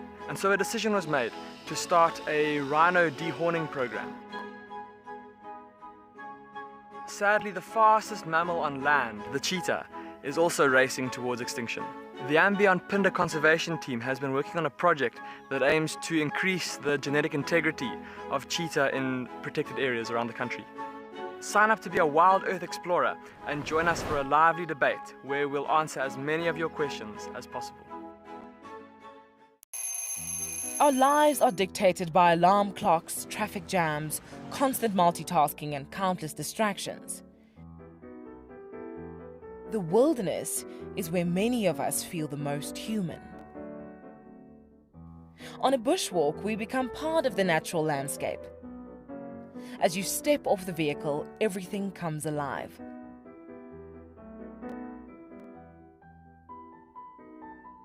As with any risky experience, walking amongst these animals inspires awe and appreciation. Now, it's your turn to go on a bushwalk. Join us from Pride Lands as we slow down our thoughts, put aside our distractions, and reconnect with a place that first taught us how to be human. Hi, my name is Tristan Dix, and I am a guide here at Djuma Private Game Reserve for WildEarth. We love connecting you to the African bush, and we always look forward to all of your questions. If you want to ask a question on WildEarth, you'll need to register on the website.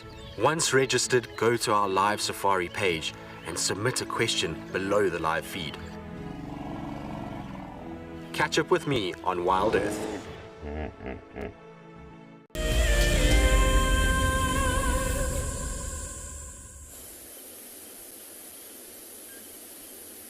I think to give our viewers a little bit of an idea of how amazing this area is, and the elephant being the leader of this domain, I think if we sit quietly for a little while, just listen to the noises and the sounds in this area.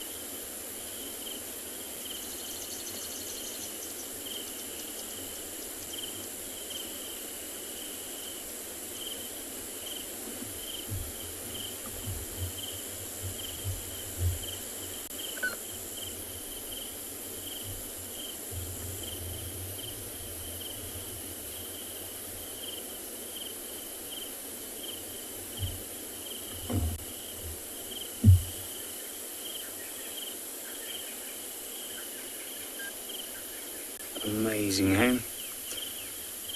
I hope one of our viewers, or some of our viewers, could hear the rose eagle owl calling in the distance. But we're gonna leave this beautiful place, and then in the meantime we'll head over to Trish.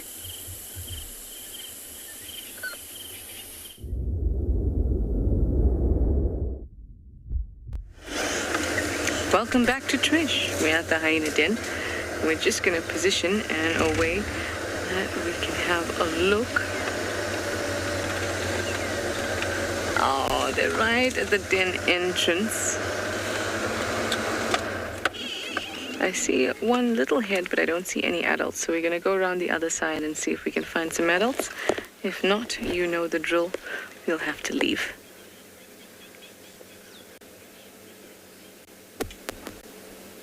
Oh, and there's a little head behind that one. Hello, you.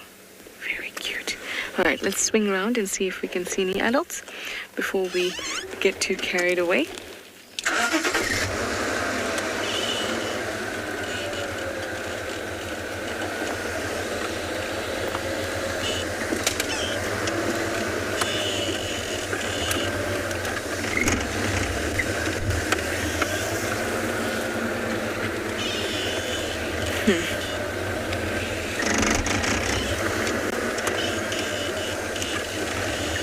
Seems like there's just a little one, but we will check the other side.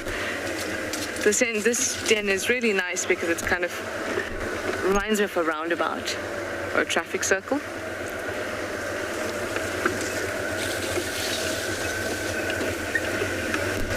So you can easily get to any spot, which is ideally what you want at a sighting. And because this den has been used previously, there's already a road. See?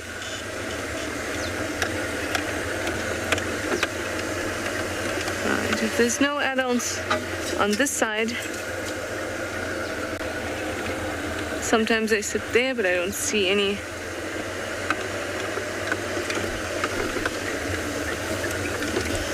And there's none out here either. Okay, so we're gonna have to leave.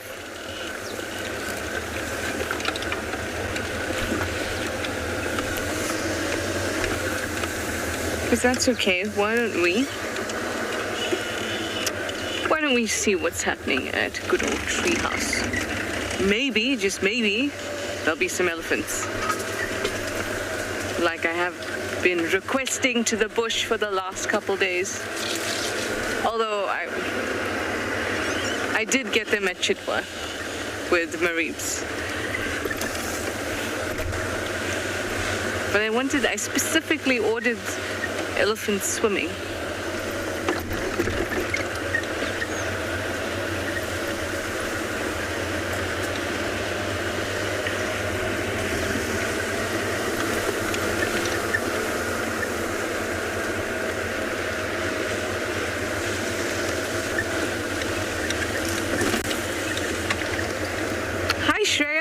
You'd like to know how often will hyenas fight for matriarchal rights within hyena clans? It's not a cyclical thing. It's more like the type of thing that happens when the opportunity presents itself, because it's openly opportunistic, despite being nepotistic in the sense that the daughter of the matriarch is essentially the future matriarch unless she gets overthrown, but it's openly competitive. But the thing about something that's openly competitive is that it's not a free-for-all where everybody is constantly fighting for a position. It just means that as soon as there's an opportunity, for example, the matriarch is injured, or an alliance that the matriarch has formed with another female has now fallen apart, and now that's your alliance. You formed an alliance with her. That kind of thing. So as soon as the opportunity presents itself and it appears that the matriarch is weakened for some reason, whatever that reason may be, as soon as that happens, it can happen so quickly. A takeover can happen so quickly. I think even Steve was saying to you this morning, you were talking about wild dogs and hyenas. And he said that hyenas are a little bit more selfish. And indeed they are. And that's one of the examples of how they are selfish in that sense. There's some dwarf mongoose up front, so I'm just going to stop here. They're selfish in that sense because as soon as they figure out that there's a dip in the power of that matriarch, they will attempt to have a takeover. So it's not very often. I've only seen once or experienced one takeover, and that's in 2.5 years.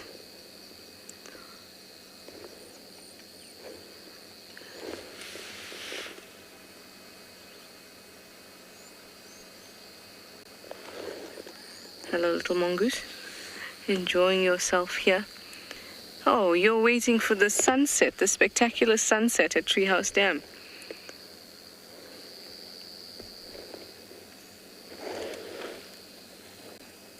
I'm waiting for that too. I'm just also waiting for a leopard to come walking through. I've been too fortunate here at Treehouse Dam, that's a problem.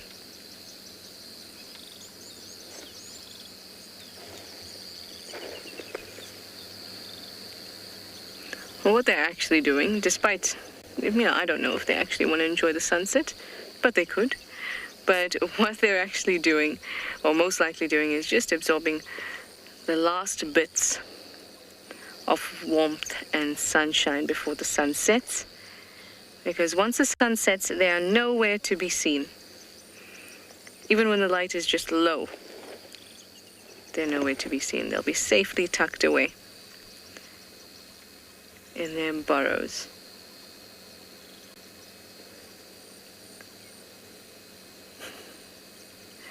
Sometimes the way they stare at me reminds me of the way buffalo stare at us when we arrive at a buffalo sighting or we find them. As if they're saying, well, yeah, now what? You're here, now what? Aren't you going to do something? No, mongoose, I'm waiting for you to do something. I've been seeing so many youngsters around, little mongoose and little squirrels. And that's terribly cute. Oh, have you been watching the show and been seeing Tswalu? Very likely. They are related, the meerkats. And our mongoose. They're both in the same family.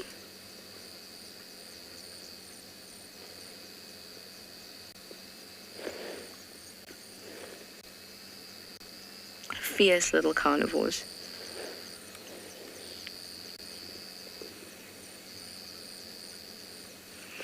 Lisa, you'd like to know how big these little guys get? They get to about, I know they probably don't like it when I say this, but I always say like a tub of cream cheese. So about 250 grams, but they can go up to about 300 grams. So they're fairly tiny. So you can imagine one of those little tubs of cream cheese. It's one mongoose, one dwarf mongoose right here.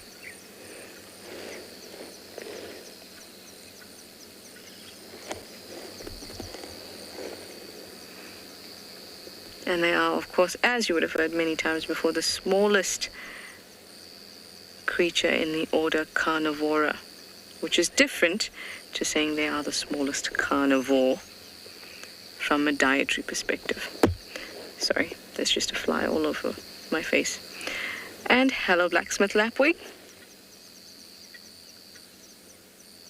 It's wonderful for you to be exactly where I expected you, at Treehouse Dam, in that exact spot.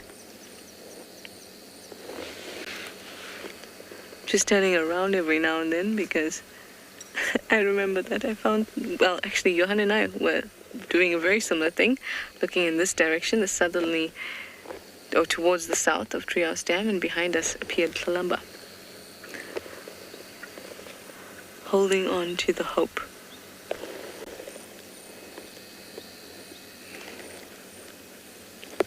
Now these guys are usually found in a pair, so I'm surprised that there isn't the other one around.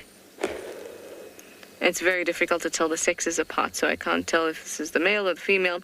But in that very spot, one was sitting down in a way that looked as if it was sitting on eggs.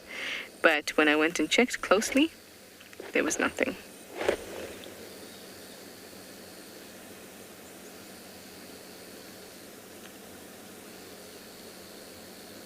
Birds have been having a field day with the number of insects that are out at the moment.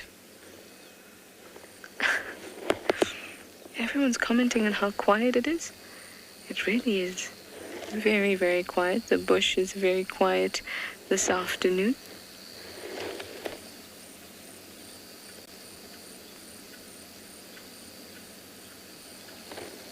I'd love for that silence to be broken by the splishing and splashing of some elephants in this dam.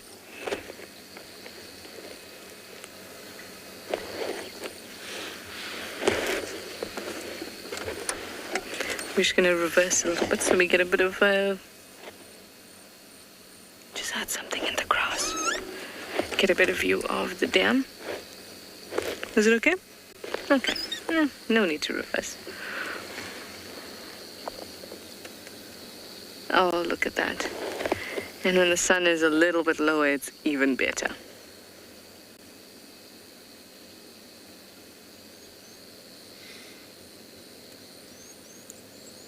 It is really quiet, isn't it?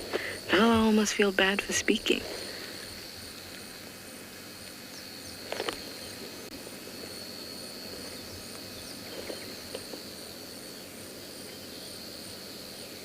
Look at that reflection. Why don't we just take it all in and enjoy the silence and a treehouse dam for a little bit.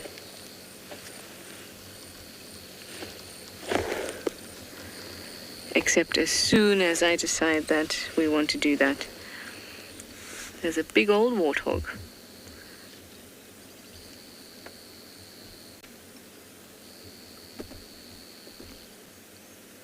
I've been seeing this male around, and he's very brave. Most of them run very quickly, very fast. As soon as they see you, they run off quickly. And this guy has just been a beast. You can see he's quite large.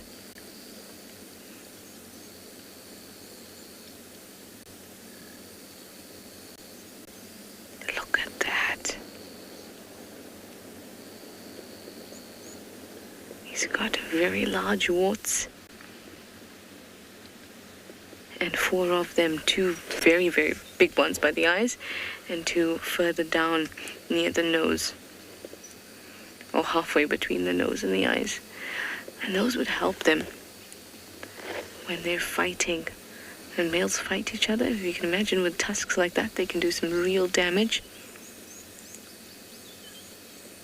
So they need some kind of defense. And if there's that wart, which it actually essentially is, because a wart is a calloused skin, right? Well, at least the knobby bit of it. And that's what these are. These warts are also just calloused skin. So an animal can't get close enough, or another male can't get close enough against the face of the warthog to actually, slash it with those tusks. And remember, if it wasn't effective in protecting the face of the warthog, then it wouldn't exist.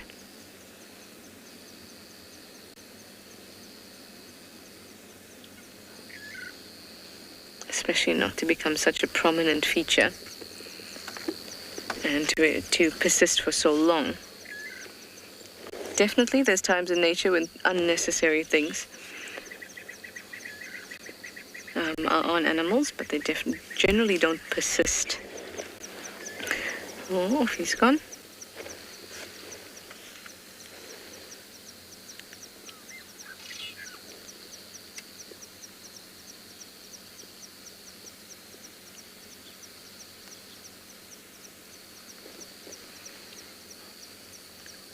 guess one of the lesser, of the birds we pay less attention to. It's this, well, okay, fine. It was a Swainson spur fowl. As soon as I pointed at it, and it's far away from me, as soon as I pointed at it, it says, nope, nope, nope, nope, nope. Not for TV, please. And off it flew. Well, how about we enjoy our silent moment now? And of course, if anything else comes around, I will show it to you. But for now, just enjoy the beautiful evening sounds in the African bush.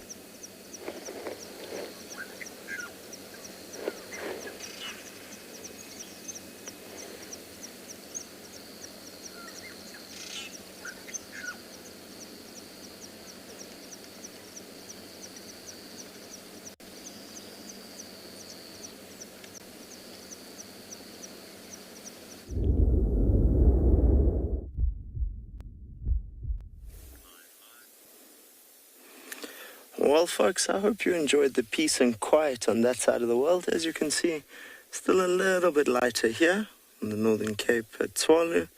And we've gone for the opposite of where we were, sitting with the meerkats. We've now found a lovely bull giraffe on our bumbles.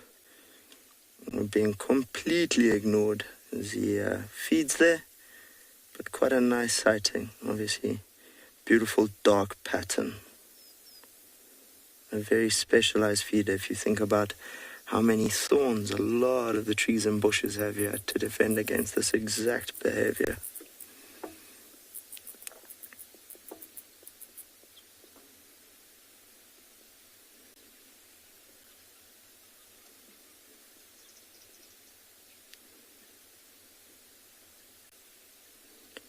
Very peaceful at the moment, a little bit of calm after the storm.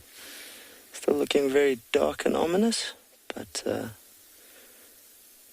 very pretty.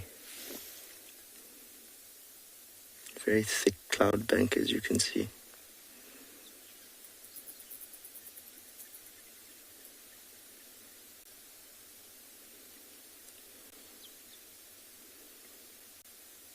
And hopefully this gentleman will turn towards us and give us a look at that very pretty face, but at the moment he seems rather focused on one thing and one thing alone.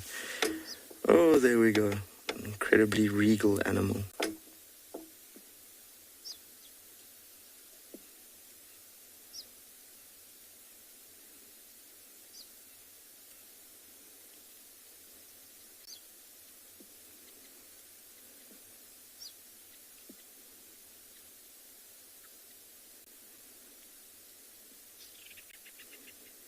Just changing angles there. Sabi wants to feed a little bit further back.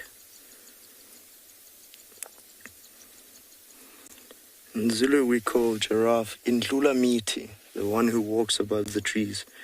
And I think it's quite apt here at Tswalu, as we don't have very many tall trees. So they do kind of stand out, although I think you would be amazed how much effort we have to put into finding them sometimes. For an animal that can grow up to 6 meters tall, they can vanish quite easily.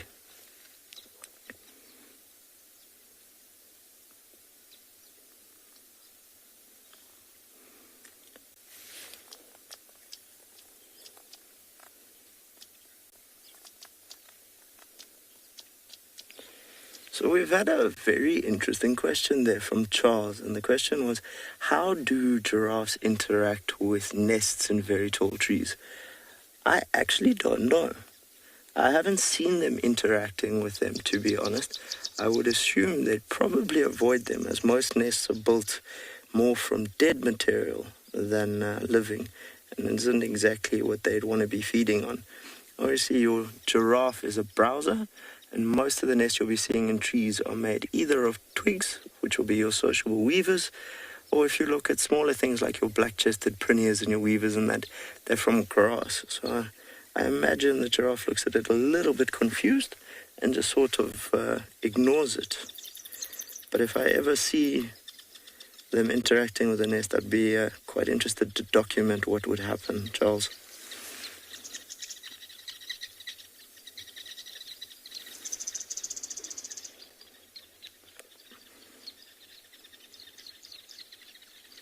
And he's stripping those leaves nicely using that incredibly long and tough tongue.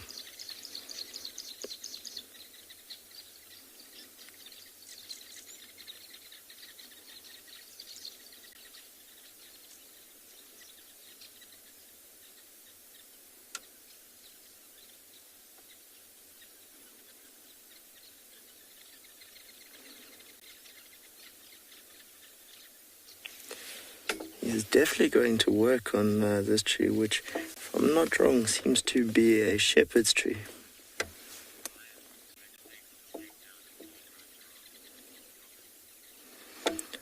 So, Thomas, how many lions would it take to bring down a full-grown giraffe? I think it would depend on which lions. I've seen lions attempt to hunt giraffe, which was a small pride of 8 individuals, and they weren't successful. However, I do know that there are prides in the Kruger Park which are quite well documented for hunting giraffe. And I know of 2 males in specific, or I've heard stories of them, and they manage it almost on their own with only another female. So I think it would depend on the area, but a specific answer I think I'd be wrong to give because it would be impossible. Area to area will change, and certain prides learn, if you'd like, tricks to make hunting certain species easier. So if I had to take a guess as a personal opinion, I'd say it would take a couple, maybe 5 or 6 full-grown adults. A giraffe is a big animal and it is dangerous to hunt. Their kick is incredibly powerful and can definitely shatter a jaw or break bones and limbs without a doubt.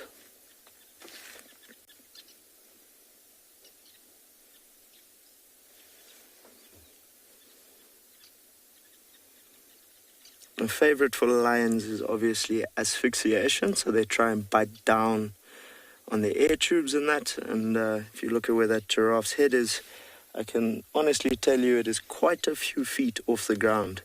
So they're going to be trying to climb onto the animal or trip it to be successful in that endeavor.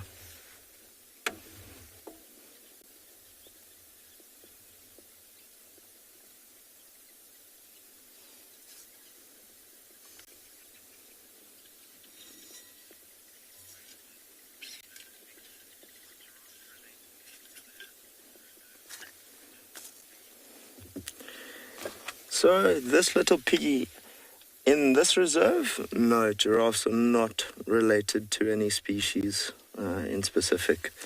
Quite a unique mammal, so no, their closest relatives are definitely not on Tswalu.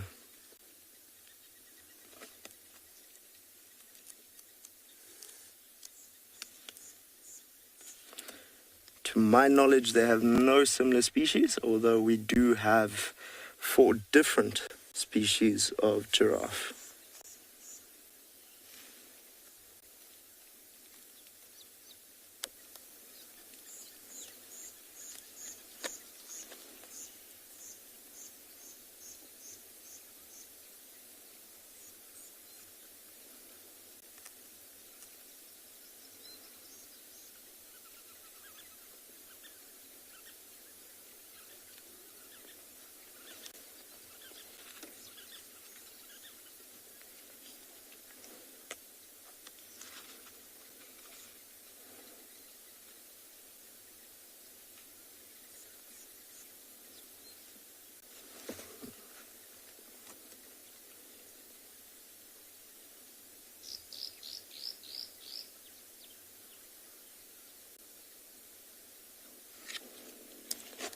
So I think we're going to bumble on, see what else we can find.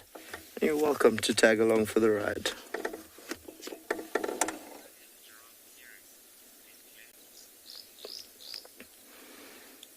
So we've just been asked by Zinhle, how good is a giraffe's hearing? That's an interesting question. It's not one I've ever been asked before. If I had to take a guess, I'd say they've got fairly decent hearing, but I wouldn't say it's the super hearing of some of your smaller mammals who would need that sense a little bit more to keep themselves safe from other predators. these guys tend to use their height to their advantage more than their other senses? It's definitely a good question and something I'll have to research and look up.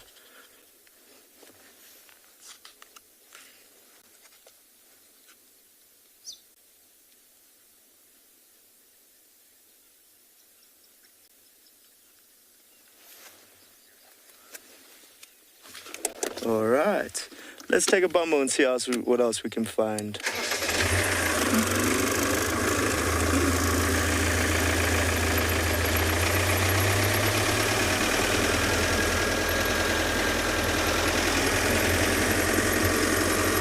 quite a massive contrast at the moment with the weather on the reserve. It's looking a little bit clearer here above the Coronaberg in the east, but still dark on the edges. And if we look a little bit more to the west, apart from one very pretty light patch, still looking nice and dark. So we're definitely hoping for a little bit more rain. We never complain about rain in the desert, especially after coming out of a little bit over a 7-year drought. This rainy season has been incredibly good to us and revitalizing the green Kalahari.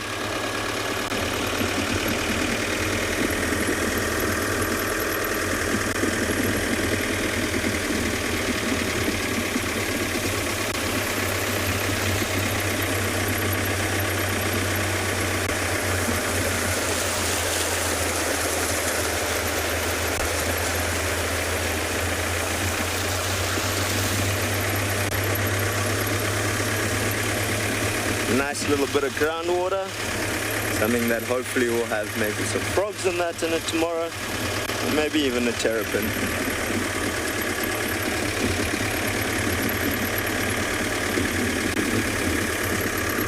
So, just been asked by Peter what inspired me to become a guide. Peter, I've always loved the bush, I've always loved the wilderness, and I think I always knew I wanted to work in it. I grew up reading books like Matlangeni by Corby Kruger, which I can highly recommend for everyone. But I think it was just the longing to live in the wilder places and to understand nature more. So I was born in it and lucky enough to grow up in the bush to a large extent. So kind of was one of the lucky ones who didn't grow up going, I want to be a doctor or a fireman, but rather something in the conservation and tourism field.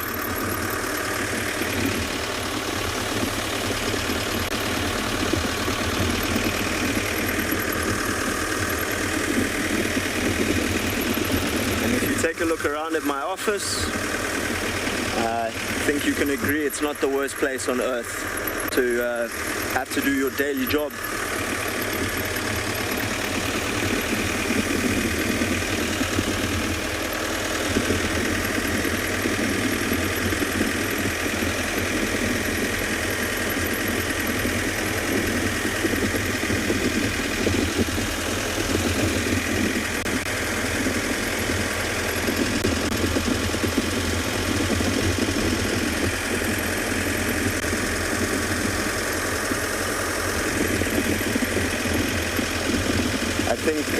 In comparison to many, my daily commute to work can be slightly more entertaining.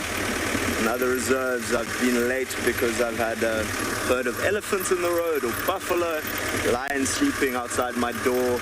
And here at Tswalu, had some entertaining moments with Sable and Rowan, the cheetah boys we were lucky enough to see this morning. So, yeah, as officers go, it's definitely not the worst one.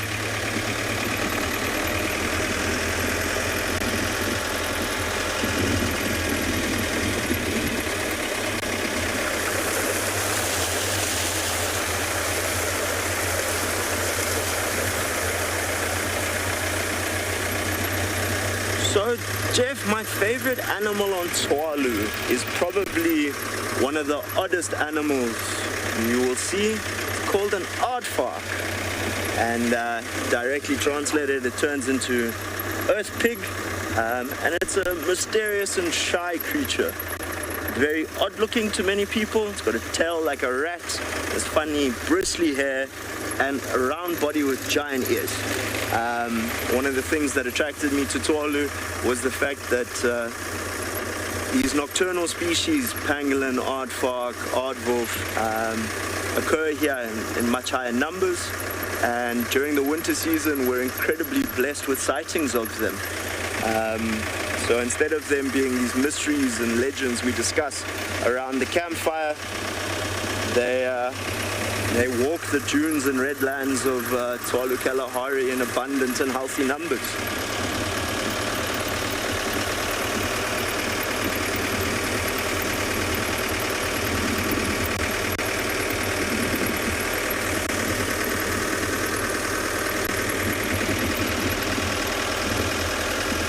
Absolutely beautiful temperature for a bumble around, and stunning light.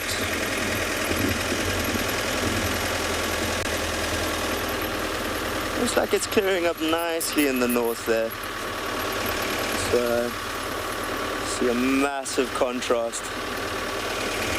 For our viewers who don't know, Tswalu is quite a large reserve. It's about 1,150 square kilometers. So depending where you are on the property, the weather can change quite a large amount.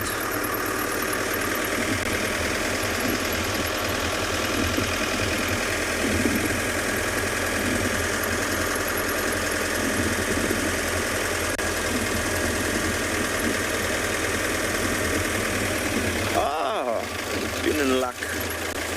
So Glenn, to answer your question, I think every guide might not want to admit it, but we definitely do sometimes get lost. Here at Tswalu, we're incredibly blessed. We work with an amazing tracking team. So when I am out with guests, it's myself and my tracker. And most of our trackers have been on the property well over 10 years. Some of our trackers, our longest serving, have been on the property for over 20. And occasionally I might have to ask my tracker for directions and go, which way? Specifically when looking for sightings in the far west or the far south of the property, where we don't spend a lot of time. The nice thing is we have the Coronaberg Mountains, so if I ever need to phone home, I generally just head for the mountains and go along them to get back to the lodge. But we've just been in luck. I see we've picked up a little porcupine quill, so I'm going to be unplugged for 10 seconds while I just grab this.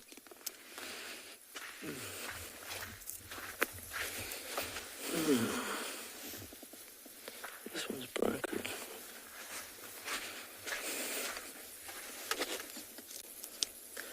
So something slightly different, a little piece of a porcupine quill. This one's been broken on both sides, which makes me wonder what happened here. But part of a porcupine's defense is obviously these very tough and generally very sharp quills. This one I think will work quite nicely for me when I'm pointing out things in my books, because despite what we think, we definitely don't know everything. So definitely use a lot of our reference books, especially out here in the Kalahari where things can change so much. But these quills will be quite useful.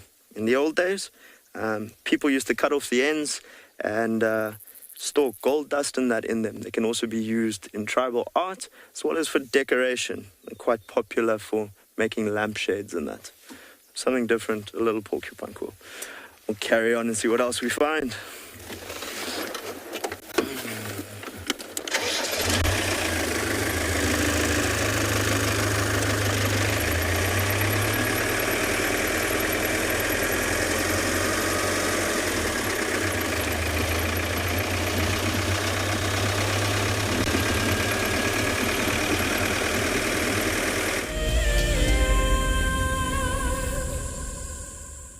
Please join me this Saturday evening for a town hall meeting. It'll be live, and it's an opportunity for me to tell you about what WildEarth is, where we're coming from, and where we're going to. And it's an opportunity for you to ask some questions, give us some feedback, and even maybe get more involved in WildEarth going forward. 7:30 this Saturday evening, wildearth.tv. It's open to all. You've just got to be registered on our website, and we'd love to see you there.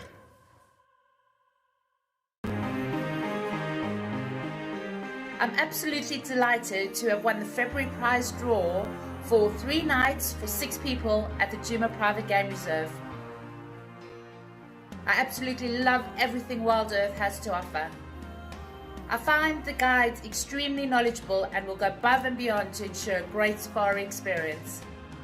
I will be taking my husband and family from the UK to experience this once-in-a-lifetime opportunity. One of the main reasons I joined the WildEarth Explorer program was for the fireside chats and also to win an incredible prize, which I am so fortunate to win and incredibly happy. I would like to thank WildEarth for this amazing prize and cannot wait to meet the team.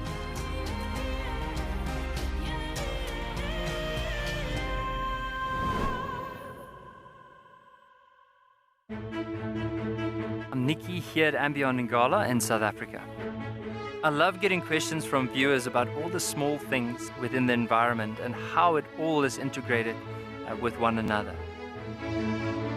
If you want to ask me any questions, please simply register with the WildEarth website, head across to the Live Safari page and then post your questions there. I'm looking forward to chatting to you on my next WildEarth drive. Look at this, the little one is up and about. Certainly hasn't had enough milk at this age. No amount of milk is enough. Oh, corky. Too sweet. Oh, look at this.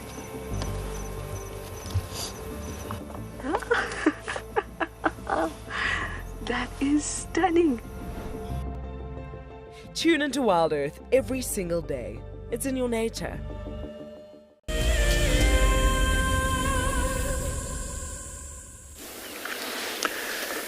Welcome back to Djuma, everybody, and welcome to a beautiful, beautiful sunset.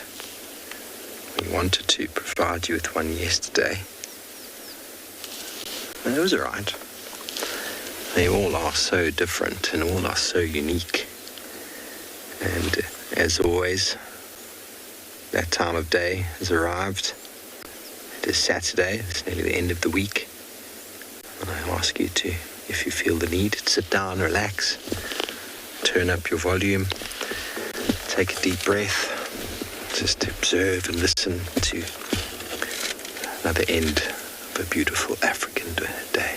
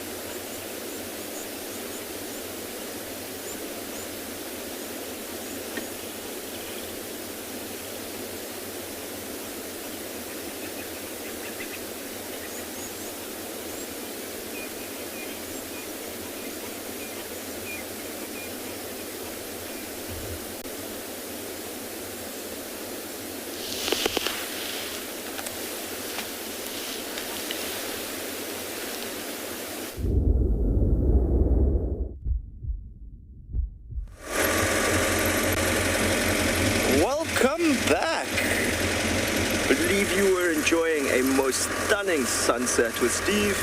As you can see, it's a little bit early here yet for the sunset, and I don't know how much of one we'll get with this very thick cloud cover we've got. We were planning on going a little further west, but suddenly realized we might get rained on, which would end our party a little bit soon. So we're heading back east towards the Koranenberg, and then we're going to go north, see what else we can find. It's a little bit of more blue sky here on our northern side, so that's our destination, and try and stay out of the rain. Unlike our Meerkat friends, I can't exactly sneak underground.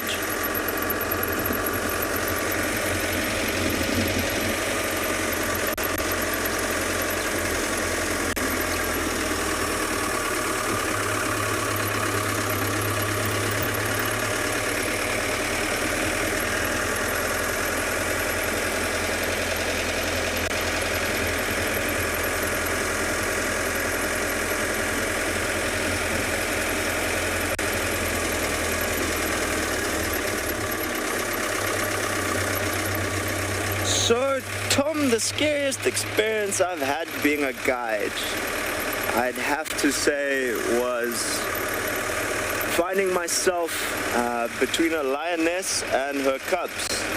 Thankfully, it was a very quick experience, and we were lucky enough to get away without either party getting themselves into trouble, although I must admit, I think I might have lost a few kilograms and my heart rate definitely went through the roof. But I had a heart rate monitor on, I think the poor thing would have fallen apart. So that would have to be my scariest experience. We were walking through a riverbed, and as we came up the other side, we heard a cub calling and immediately started backtracking, which was a good thing because the lioness was fairly close by, and thankfully we didn't actually get between them, but close enough that it's not an experience I'd like to experience again. Definitely not something you want to have happen in the bush. Any mother is incredibly protective, as you can imagine.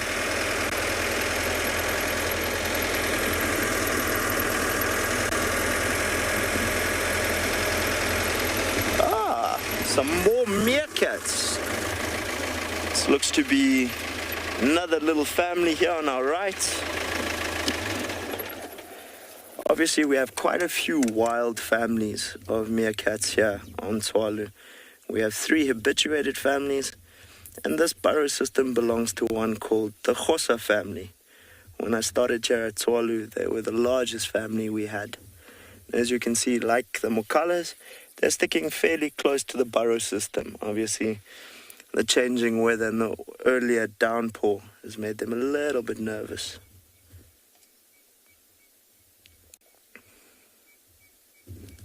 These ones are a little bit more shy. He's hiding there, paying a lot of attention to the vehicle. No, they're not so interested in our company this afternoon, so we'll give them some space and keep on rolling and see what else we can find.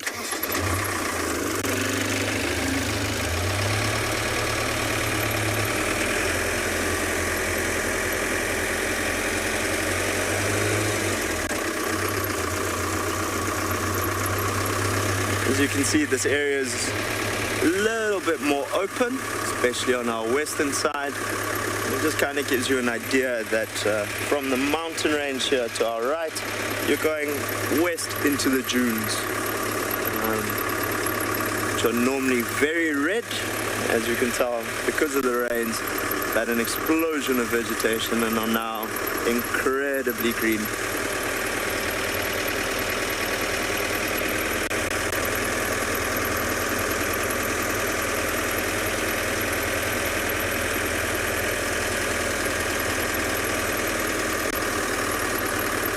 So, Jeffrey, are meerkats endangered? That would be a negative. We have quite a healthy population of meerkats across southern Africa and up into the southern part of the Namib, and you find them here at Tswalu and in the surrounding regions, Kamab and that, as well as far down as parts of the Free State. So no, we're thankfully lucky to know that our meerkats are not an endangered species after all.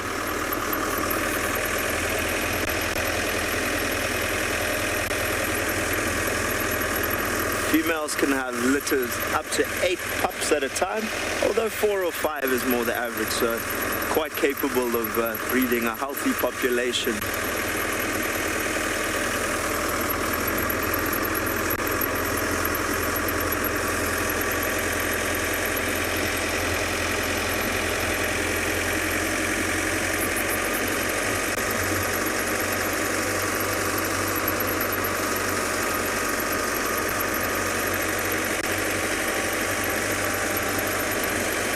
I think our plan is going to be to head a little bit west here to a dune called Yaku's Dune. It's quite a stunning spot, and it also gives you a little bit of an idea of how vast Tswalu really is and how far you can see across the reserve.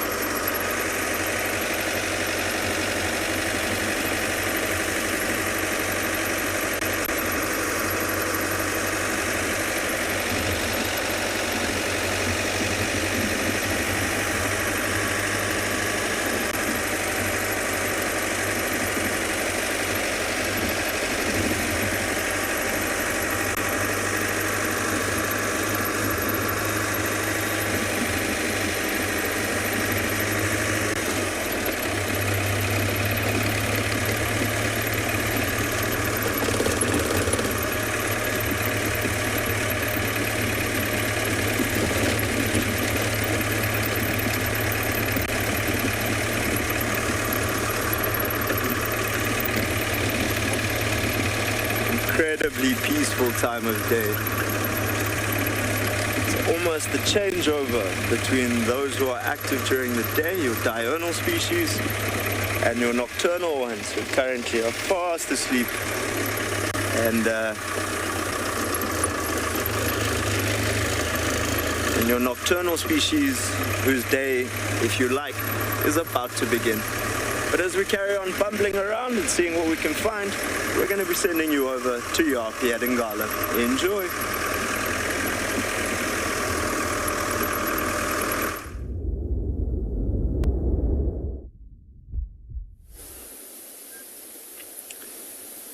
And we have come back towards an area that we came past this morning where there were 2 young lions, a brother and a sister, and now this one male has also joined. He's come out of nowhere. I don't know where he popped up. I don't actually know what he's doing here. I think he was just lonely.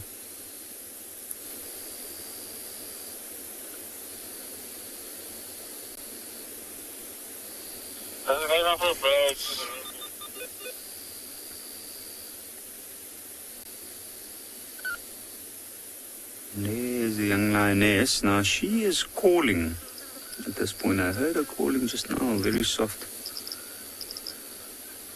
contact call. You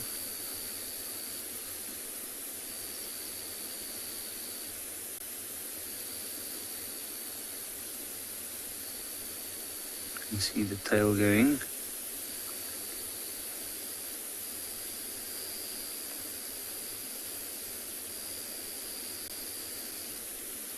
Actually, that is a young male.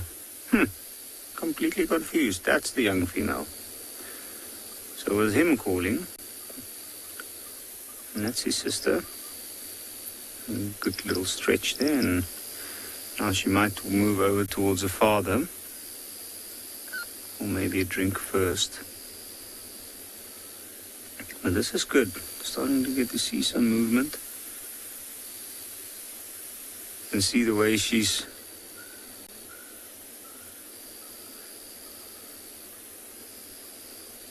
she was moving. She knows that the male is looking this way. There's always like his very subtle body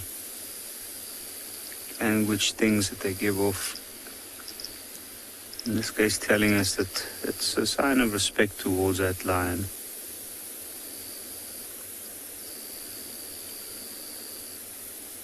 And the reason why these two would be calling is because we suspect that the rest of the pride is somewhere not far. You can hear there's a contact call. It's like a very half-hearted attempt. There goes the male.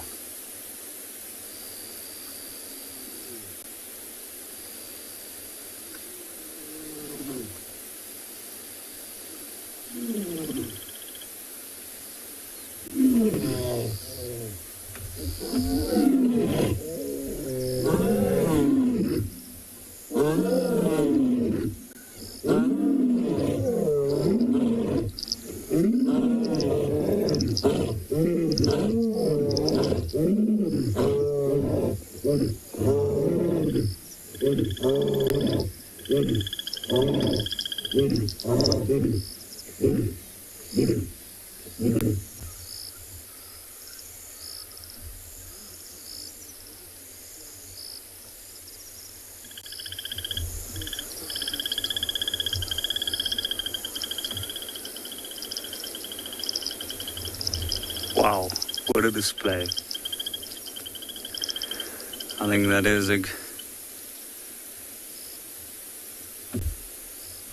a unbelievable experience.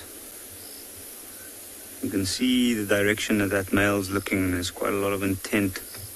Just from looking at the back of his head, he's waiting for a reply, maybe from his brother or some of the other members of the pride. The two young ones calling, they're also looking for the rest of their pride members. But what's interesting there is you could clearly hear the difference, or at least from where I sit, between them. And even though that young male will one day have to be able to call like the big one, he's also calling at the moment, but it's soft contact calls. And I could hear his voice box is not as powerful yet. He's still got a number of years to go before he'll get there.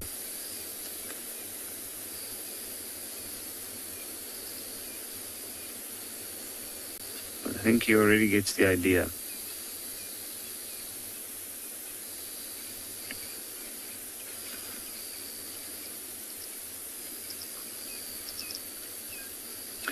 Mark, the lion's call on average can be heard about 8 kilometers. I guess in an extreme case about 10 kilometers away. But then it needs to be a very, very quiet evening and over a large open space. You can see this young lion calling. He's calling because he's got his brothers and sisters, or some of his brothers and sisters, it's not here. So I know that there's two young females, slightly older than these two. It's with some of the pride members in the riverbed. And then there's these two, and then there's another 4 and the 2 old females. And what's interesting there is the 2 old females, actually one of them is the mother of these 2.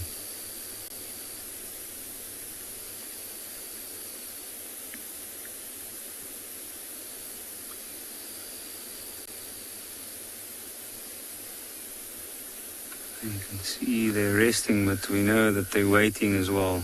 They're listening out. She's actually paying attention to what he's doing.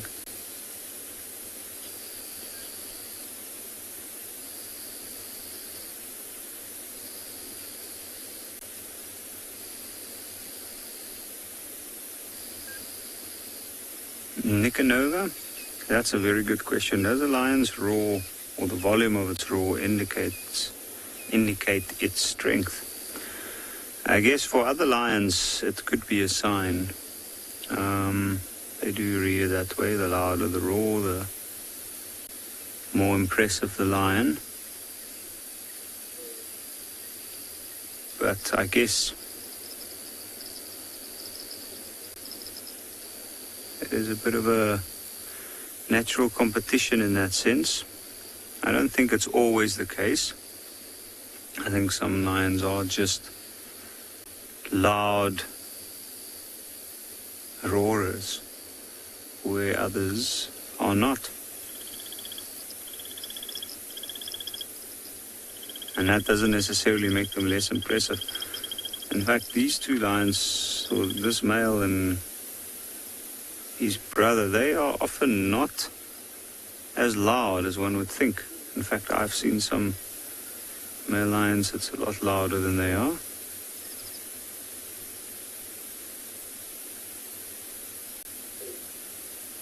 There's a bit of a situation developing here. You can see that one's calling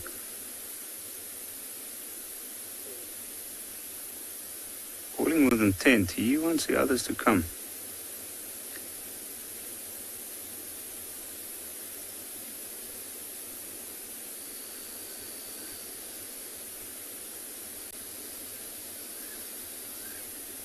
The male lion doesn't seem too interested. He is looking in that direction, but he's also still looking north.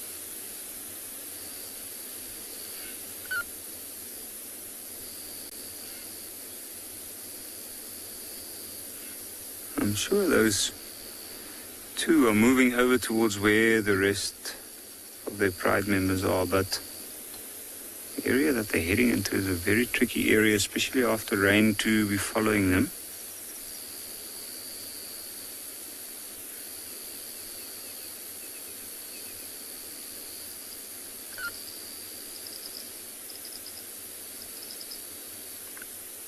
And what a sight. In the long grass, you can see one of the back legs up there to the right of the animal.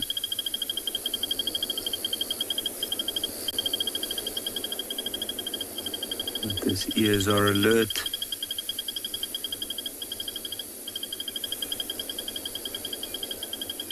And when you find them like this, with their head up this time of the evening and calling every now and again, you know that they're looking for other lions.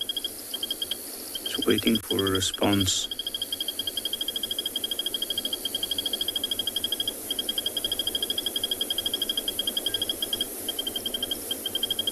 But it should be interesting to see what they get up to, so I think we'll sit here for a little while longer.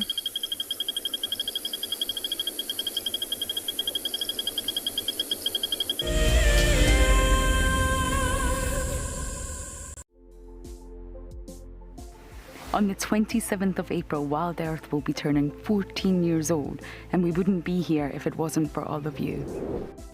And to celebrate, we will be finishing the beautiful book that we started last year that looks at the history so far. But we do need you to be part of it.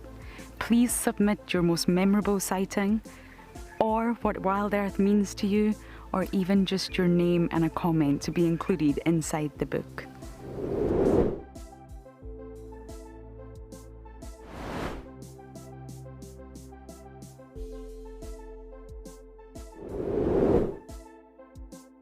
Head over to the website to add your name and reserve your copy. We are offering a 20% discount on all books bought before the end of March. And a big thank you to all of you who have contributed to the book so far. It's the month of March and WildEarth is offering you the chance to win a brand new prize. Sign up to be a WildEarth Explorer and you could win a 5-day eco-training ranger experience for 2. Eco-training is the pioneer and leader in safari guide and wildlife training in Africa. The lucky winners can look forward to approaching dangerous game on foot, tracking and 4x4 driving, learning about animal behavior, and even spending one night sleeping out under a blanket of stars. In addition, you will also get the exclusive opportunity to join the WildEarth team on the broadcasting vehicle. Sign up to be an explorer now, and it could be you that wins this life-changing experience. Terms and conditions apply. My name is Ross, and I'm a field guide at andBeyond Phinda Private Game Reserve. I love getting questions from guests on WildEarth because I love sharing and learning information about nature with new people, and it also makes me feel like you're all joining me in real life. If you want to ask a question on WildEarth, then you need to register on our website. Once registered, go to our live safari page and submit your question below our live feed.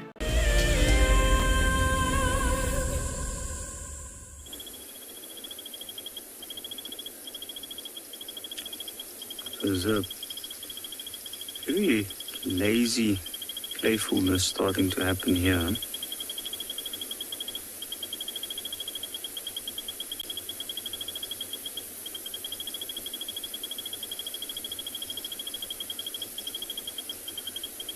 You can clearly see these are young lions. And just look at that play, the grab. Pulls around the head and pulling it down. And you can imagine playing like that must be quite rough for a lion at that age.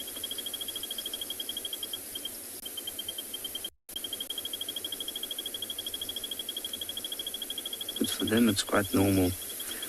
All skills that will eventually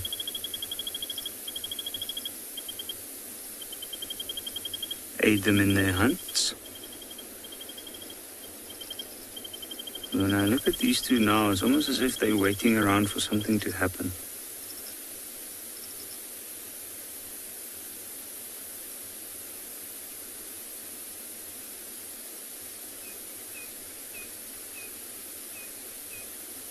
There are no other lions replying.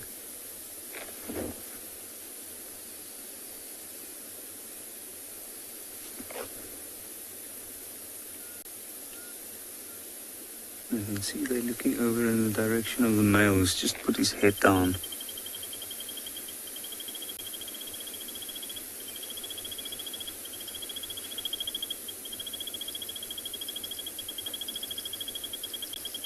So maybe they're waiting for him to make a move.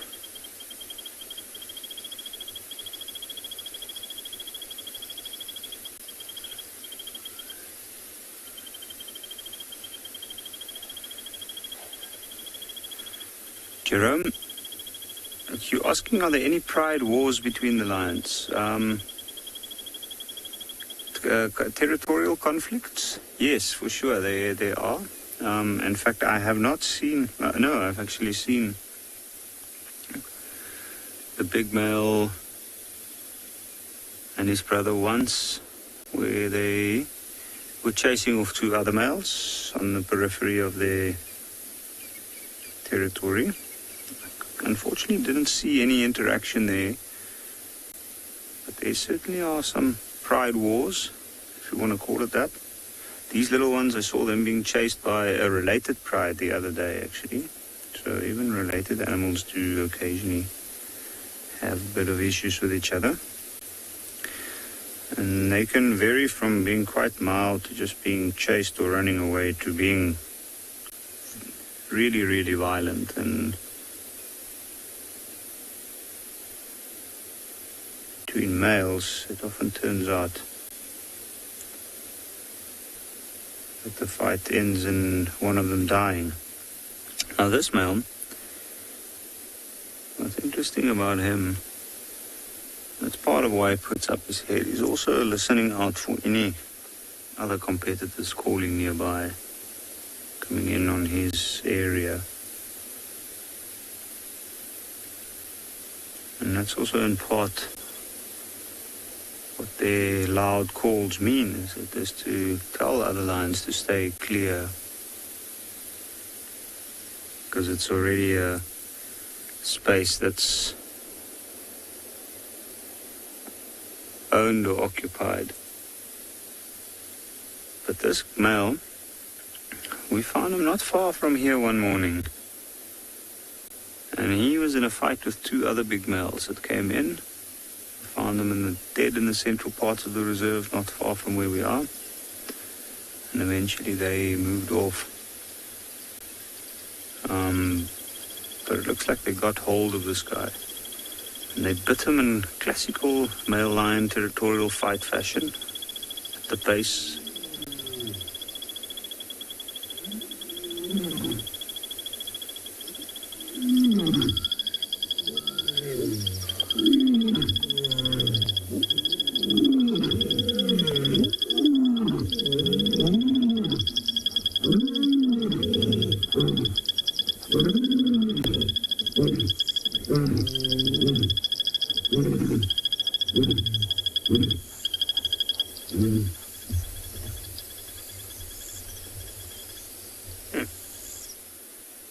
Looks like you got quite excited there.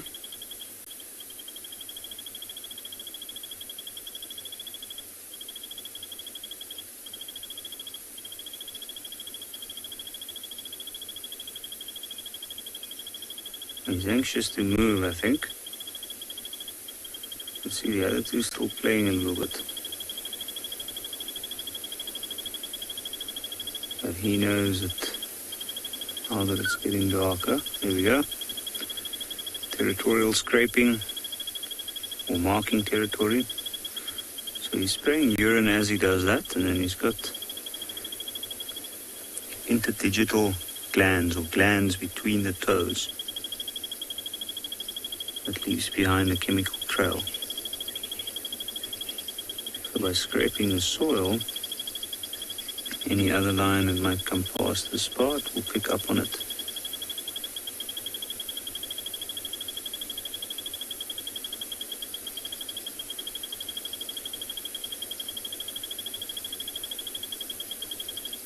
Standing quite proud, made himself look big. And nobody cared, and now he's back down on the ground.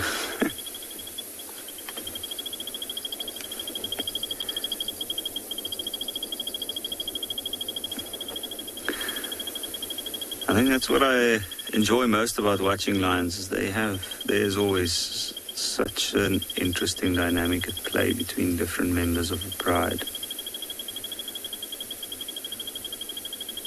There's so many combinations of experiences within it. These three, I've never seen these particular three alone on their own together. I think this male was more than likely trailing the rest of the pride, trying to look for the females in that pride, and then they split up, and eventually he came across these two. And that's what they often do, is they walk around at nighttime and they basically track other lions. Sometimes if there's intruders coming in, and it will be intruders, but more often than not, it's actually the other pride members, just to try and catch up with them.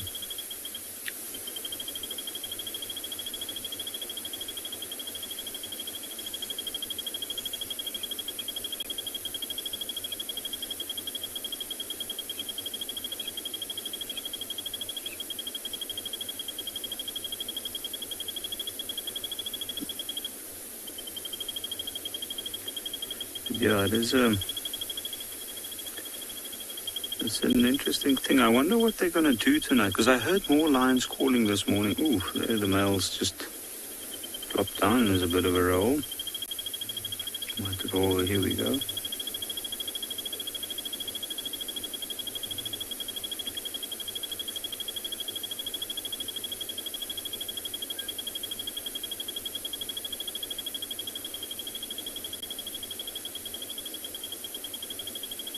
I thought he was going to start roaring. That was quite interesting. He just stopped.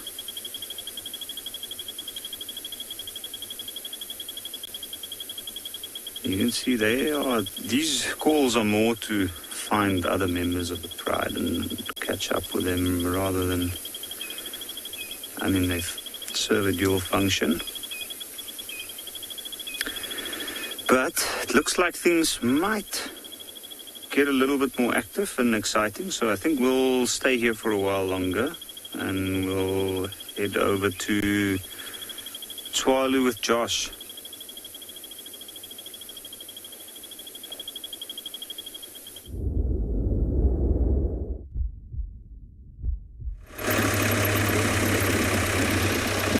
Welcome back. It seems like there's no shortage of excitement this afternoon. Roaring lions, always an amazing sound. It's a very primordial one that I think will always have an effect on humans. So you find us going west into the dunes here in the north of Tswalu, coming up to a nice little dune crest here. We're going to stop for a moment and just have a look around. It's a very peaceful area. Looks like there's been some baboons in the area. Some Wildebeest ahead of us. He seems to be gambling around and going a little bit crazy. Lots of energy this afternoon. Quite an interesting image through the silver cluster leaf there. I'm certain he would not want to be making friends with the lions. One of the nice things with the dunes here is it gives you a little bit of height to look down the dune streets, which is the open areas between the two crests, which has that beautiful and lovely red Kalahari sand contrasting with the mixed colors of the sky. It's quite a nice image. We're going to bumble down this dune and over the next one and then head slowly north and see what else we can find. Oh, a little bit of thunder in the distance there. Definitely think we might be lucky and get a little bit more rain this afternoon or early evening.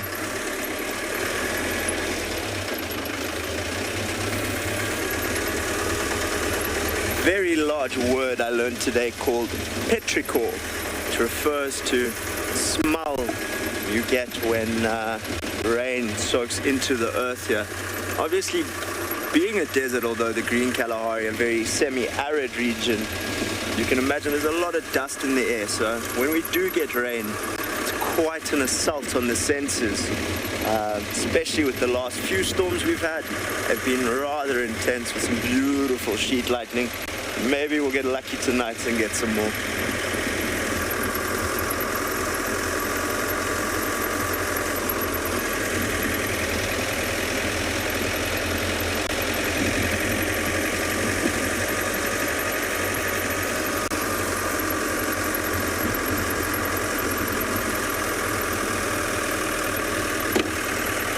So Ashley, can animals sense bad weather coming up? I definitely think so. I mean, there's multiple recorded cases where before cases of tsunamis or floods and that, you find all the animals trying to head for high ground. And talking about high ground, right in front of us here on the dune crest, lovely giraffe sticking out. So I definitely would say that animals have far more sense than we do about what the weather's doing. They're definitely more in touch than we are.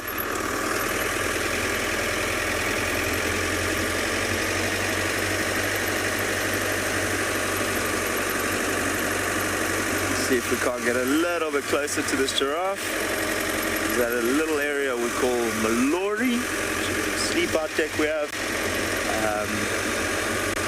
Who knows, maybe he's checked in for the night. Oh, Batty-head fox is here to our left. We're going to turn off quickly and just see. Hopefully we'll get lucky. Just going to roll back a little bit here, folks. Very shy animal. We're hoping. Oh, there we go. Very cool. So, our Batty-head fox. And these ones don't seem to want to spend too much time with us. It's a very shy animal. Active fairly early at the moment. Very cute. There are 3 here, but it looks like this is the one that's a little bit more relaxed.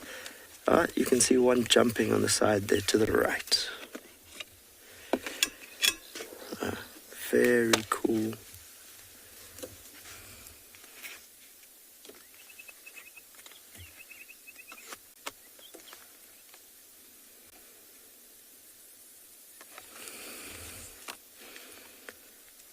having a little look around. What's for dinner? They'll only just be getting their day started now.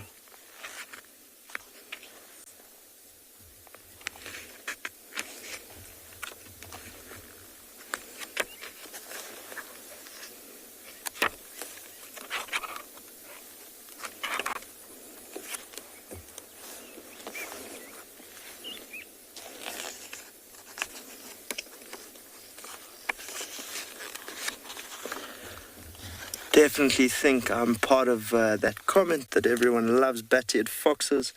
I'm definitely a big fan as well.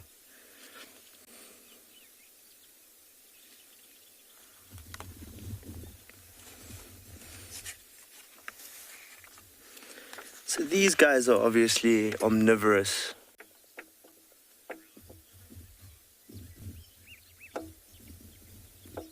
Keith, those are the flower parts of a certain plant, if you're referring to the round balls in the distance there. They've been sprouting up all over the property lately, and I do know their Latin name, but not their common name. I'm just trying to think of it. I'm going to have to double check myself on that one. A very common plant here. So I just need to give a thought. And I have to get back to you on that one, sir. Need to have a little look. It completely skipped my mind. I think our little bat-eared foxes here seem to be playing in and out of that plant you're talking about. I'm looking to see what they can find. So they stick together in little family groups. And these guys will be enjoying everything from small insects and rodents and that to some of our wild fruit here on the ground.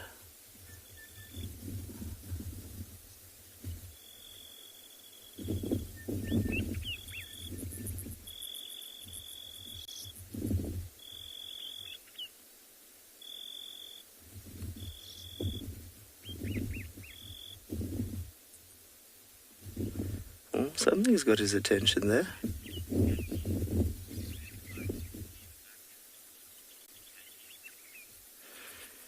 Patty, I'm with you on that one. It is always super exciting to see them, especially when you can spend a little bit of time with them. They're very shy animals, so often the visual we get of them is a quick identification. Oh, there they are. And then they're gone again. So a little bit of time like this is quite nice. But obviously with the vegetation they're going in and out of, we'll lose them fairly soon, I think. And they're going to be, oh, there we go, back out again. Also, for them, this wind will be playing a little bit with their hearing and their sense of smell. So they'll be a little bit more alert and a little bit more cautious when going in and out of thick areas.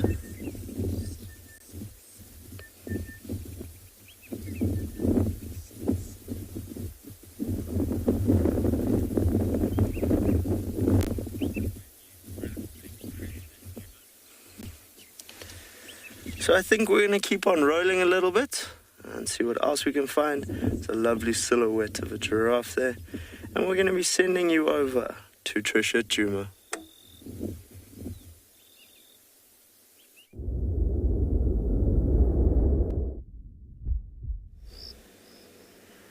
We are in infrared. The night has truly started to settle in, and there are some Wildebeest.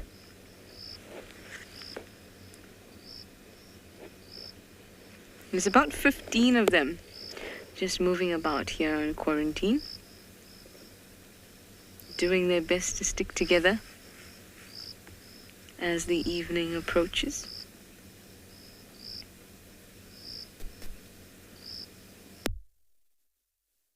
Then out here in quarantine, great, because remember they have quite a wide view. They have about a 300-degree view of what's going on around them because of the position of their eyes and also the shape of their pupils. They're horizontally flattened.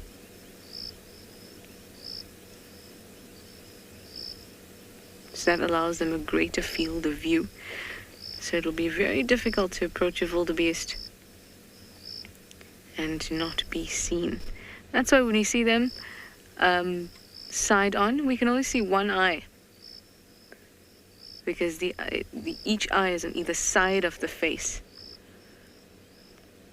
So there's just a small sliver behind the animal where it can't see. But then also, if it senses something coming from behind it, an area where it's vulnerable and it can't see, its first instinct would be to kick and to run. And I don't believe anybody would want to be kicked by a wildebeest. And the speeds at which they run tells me they could pack quite a punch or quite a kick. They can run up to about 80 kilometers per hour.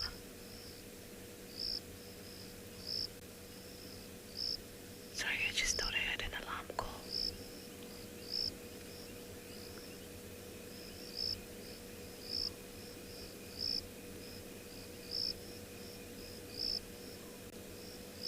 I'm just going to talk a little bit softer, or more softly. Yep, that's baboons. Baboons are alarm calling near the dam cam. So let me move on and have a look there. And I'm going to send you over to Josh, see what he's up to this evening.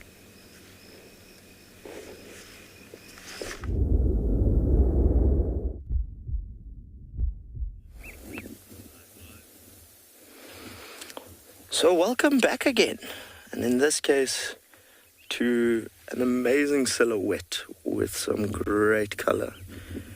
Incredible giraffe on a June crest here in the Kalahari. I think in the words of Nikki Sunis, this land of contrast is never ending. And it's true. Tswalu is a photographer's delight, and having a look at that light you can see why. A very cool silhouette there, and a nice pose. Definitely think this giraffe knows it's the star of the show at the moment.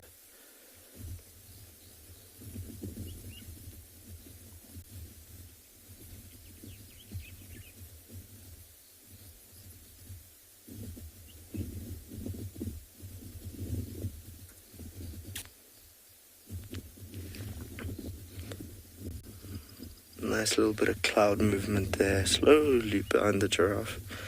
Just changing that background that little bit more.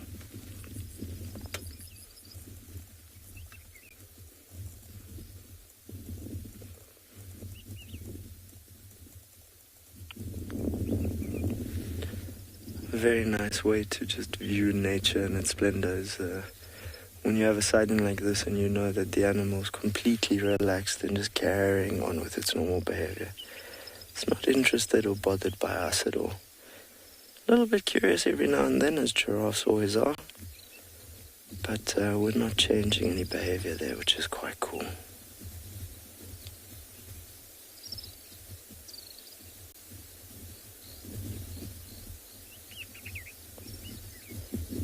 Just trying to see what he's feeding on there. It looks to be small bush, so he's going to quite a lot of effort, especially as there's some taller trees around. Hoping he's not feeding on the June bush.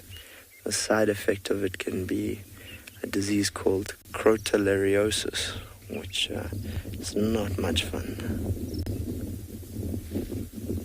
But a stunning, stunning silhouette nonetheless.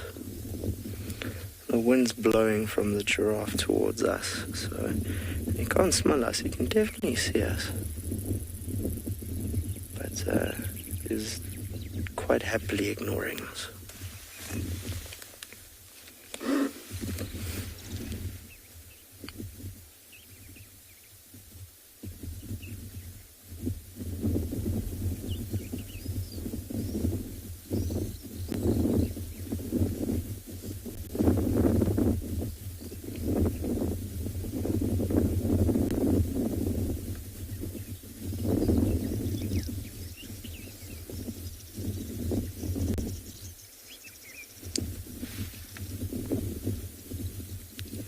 Where he keeps licking his lips there. Where he keeps licking his lips and chewing, and that makes me wonder if he's not practicing a behavior called geophagia, which is when animals eat soil for the minerals in it. So that could also be a possibility here. But I think we're going to leave this man in peace, and we're going to send you folks across to Yapi, who's with the lions. Enjoy.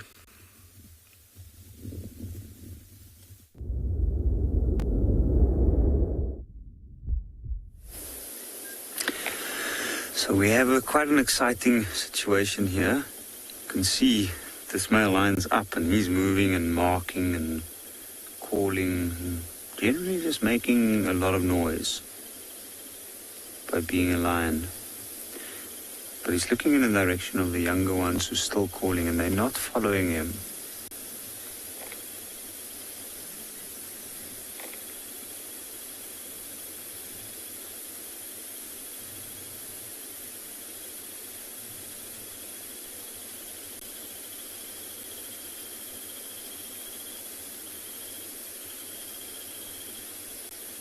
That was interesting, but probably not worth my time.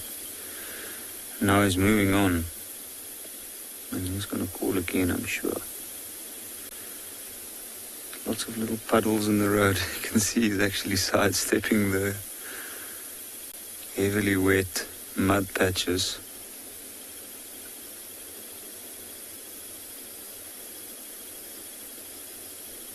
And he's heading straight in the direction of where the other lions are.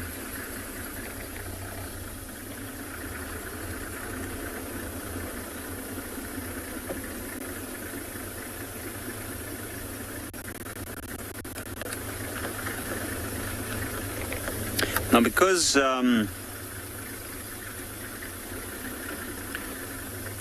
it's dark and gradually his eyes have adapted to the darkness, I am not going to put my lights on straight onto him, just so that I can see up ahead where the road is at least.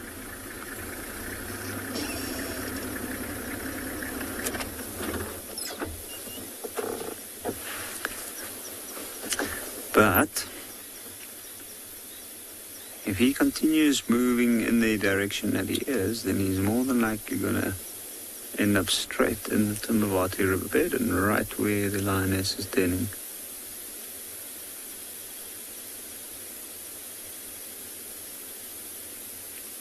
He's moving with intent. It's a leisurely stroll, but it's quick enough for him to catch up and head to that area quite quickly.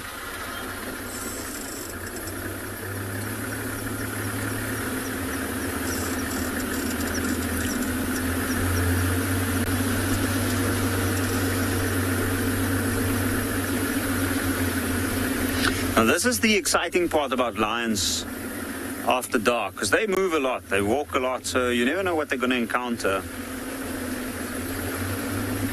And along the way from here to the riverbed, there is every chance of finding a lot of other creatures.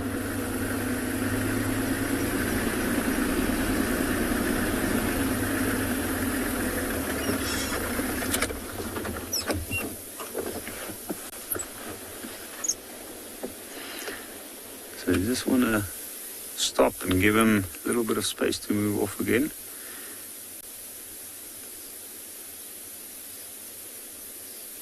And look at that flap of skin under the belly. Here we go. Just to stop every now and again to mark.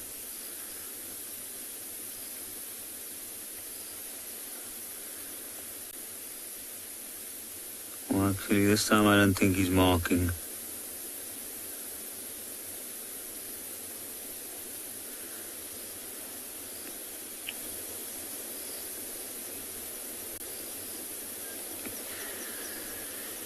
Tswalu, he's definitely on a mission. I think he's on a mission to get back to the lionesses and the little ones, and he wants to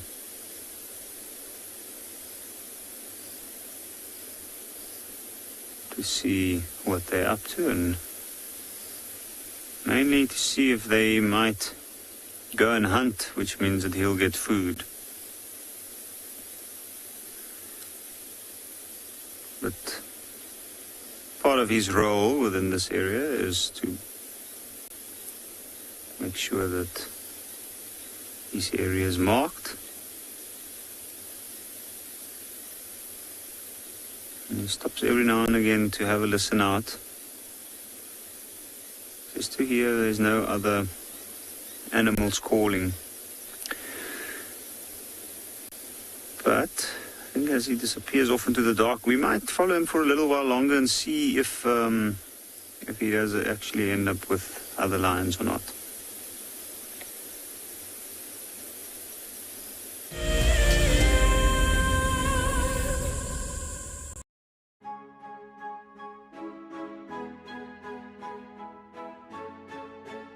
Hi, my name is Damon and I'm a guide here at andBeyond Phinda Private Game Reserve. Join me and our resident ecologist Craig Sholto Douglas at the fireside on the 21st of March for a discussion on 2 of our conservation projects. In early 2016, andBeyond was faced with the fact that without some serious intervention, our rhino population could be in some serious trouble. And so a decision was made to start a rhino dehorning program.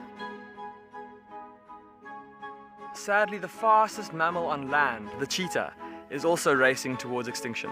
The andBeyond Phinda conservation team has been working on a project that aims to increase the genetic integrity of cheetah in protected areas around the country. Sign up to be a WildEarth explorer and join us for a lively debate where we'll answer as many of your questions as possible.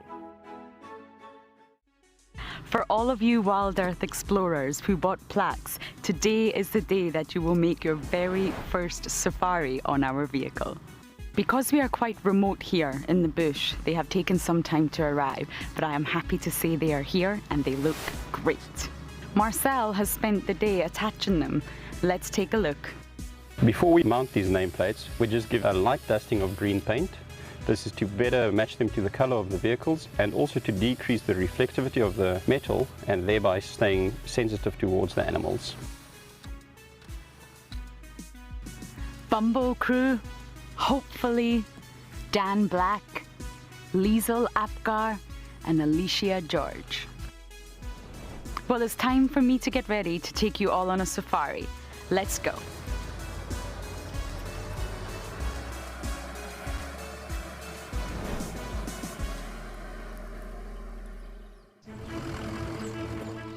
My name is Taylor McCurdy and I work for Eco Training. I love hearing from all of the viewers. However, I particularly enjoy those of you who have been watching for a few years. Your questions are just so advanced and they really get me thinking. If you'd like to ask a question on WildEarth, you need to register on our website. Once you've done that, head to the live safari page and submit your questions below the live.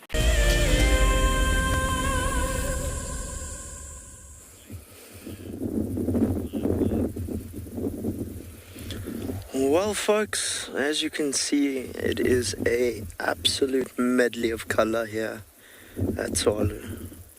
As a beautiful day comes to an end, we thought we'd sit for a few moments and just enjoy the last bit of nature's beauty before the night shift comes on and the day shift ends.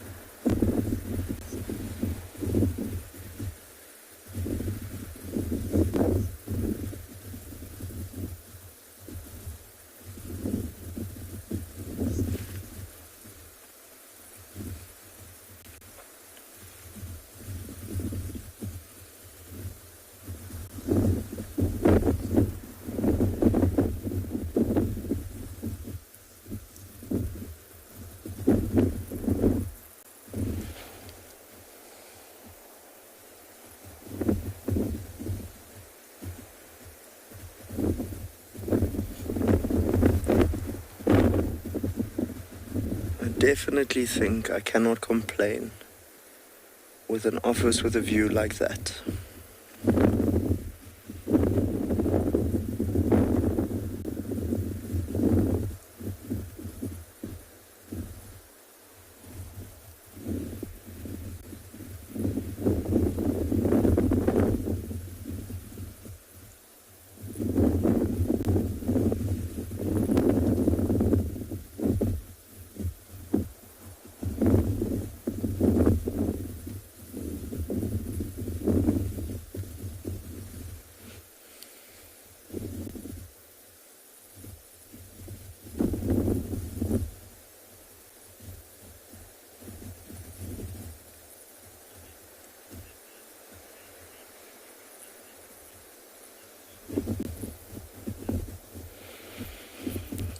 So Linda, I cannot help but agree. Every sunset is different and yet stunning.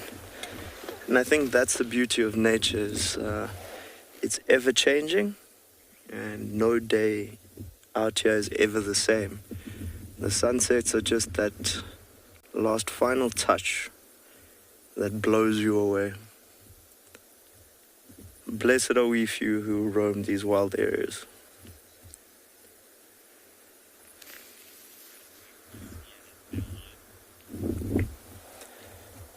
So I think we're going to enjoy this for a last minute or two while the light lasts. We're going to be sending you across to Yapi, sitting with a stunning male lion.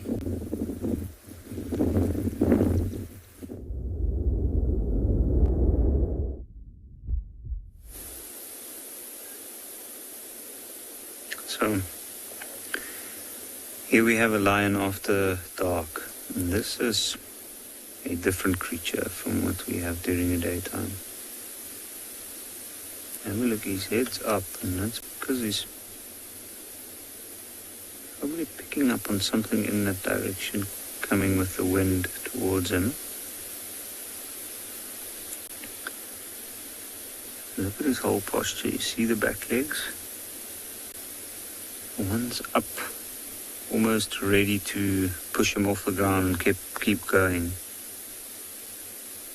And then the ears, quite prominent. And you can see they're tuned to every little movement or every little noise nearby. But it is definitely a slow movement of the head as well. And that's just to get a better angle, to determine where the sounds are coming from that it's hearing. And he's got an incredible sense of hearing. Earlier we were talking about how far lions' roars can be heard, and it's far, 8 kilometers more or less, if it's an open space. Imagine how far this lion will be able to hear a roar.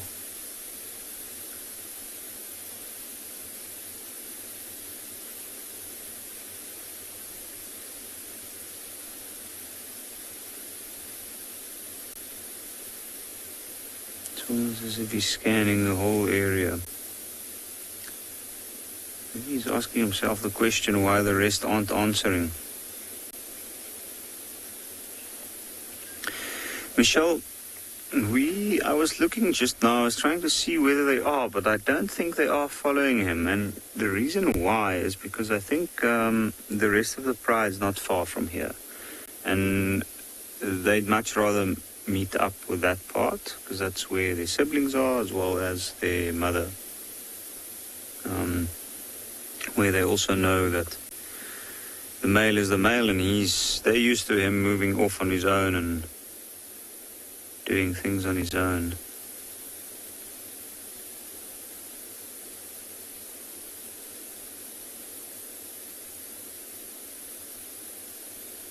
But I think if they don't get any response from any of the other members of the pride, eventually what they might do is they might follow him for a while.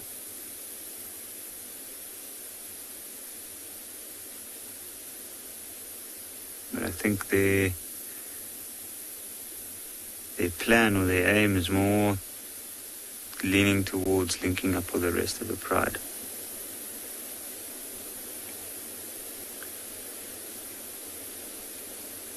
Now, because it's dark, we're viewing this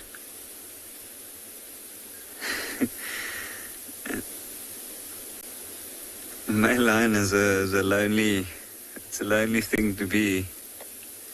A lot of the times they're still social, but they do spend a lot of time on their own, and that's what he's adapted for and what he's learned to be like. I don't think it's something that one has to feel sorry about. It's just what he is.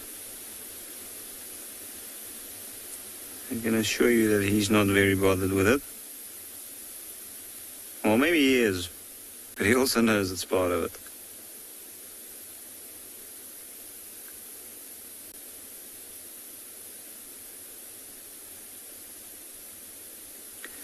And there's nothing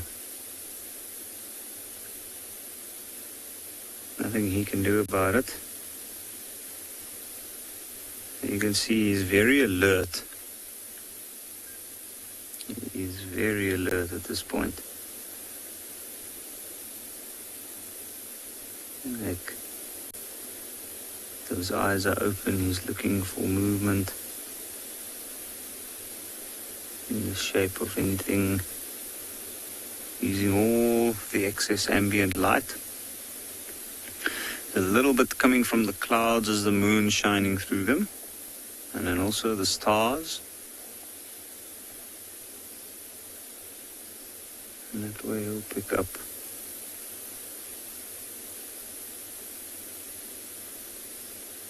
anything moving nearby. But he also knows the area so well, which is another thing that's incredible. So, in part, even though he is moving towards where the rest of the pride is, he is also listening out for other calls, lions in different areas, neighboring territorial males. There's a lot to consider, I guess, once a lion gets to that point.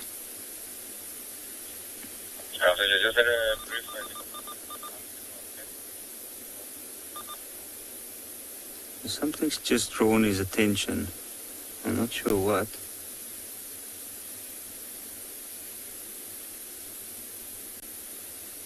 I don't hear anything, but it looked like he was looking in that direction. It might be some animals moving off to the side.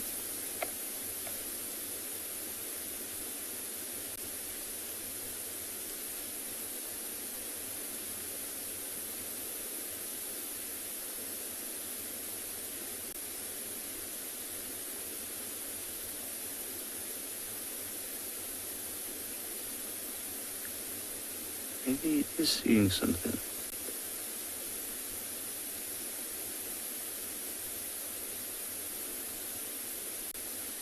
Oh, maybe it wasn't important enough.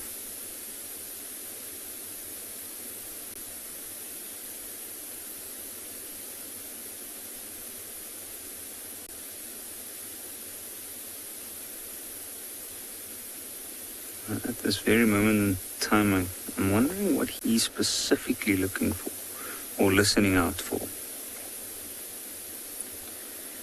And he's just taking out a general sound picture of the area, or if he's actually waiting to hear from members of the pride that he's looking for. What?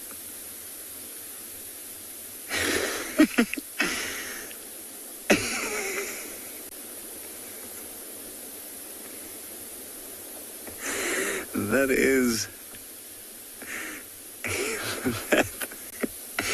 I don't know how to... That is incredible.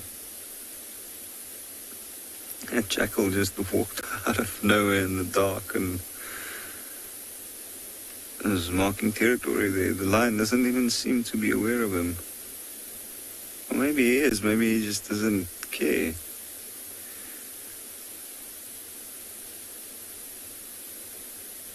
That could have been what he was hearing earlier.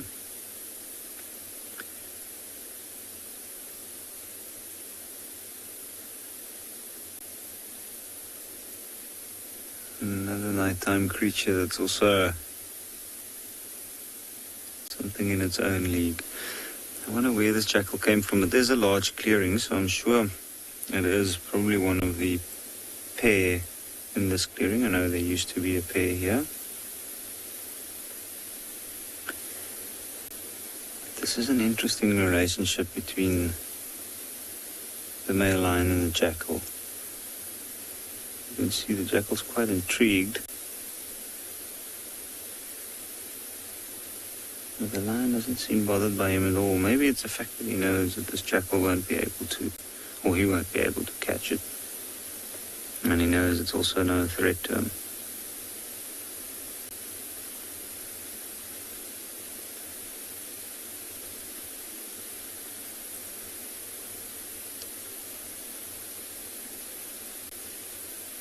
I think that might be what he was listening out for at the start, but really, really good of that jackal to enlighten us with his presence briefly. Maybe he just came to check out, see what the lion's up to. See he's not hunting, decided to move on and go about his business.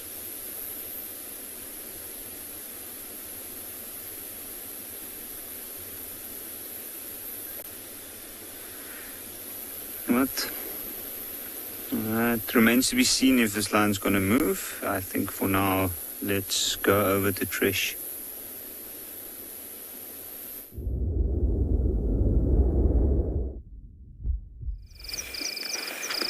That sounds amazing. Absolutely amazing. Well, here, there's not much happening, but we're just kind of looking around with our spotlight. That's the pan. And listening around for alarm calls, the alarm calls that we heard earlier on. Unfortunately, it hasn't been heard again. And I don't even see a chameleon in the tree. I do see plenty of bugs. Plenty all around me. You may not be able to see them because they're pretty small. Maybe here. If I shine my light, there you go. Plenty of little things to get into my nose and my mouth as I drive. So that's why I just wanted to park off here for a little while. It gets quite hectic driving here. Just like that. They have no sense of personal space. None at all. Yes, it's because of the light and the spotlight and all of that. But we're gonna have a slow drive.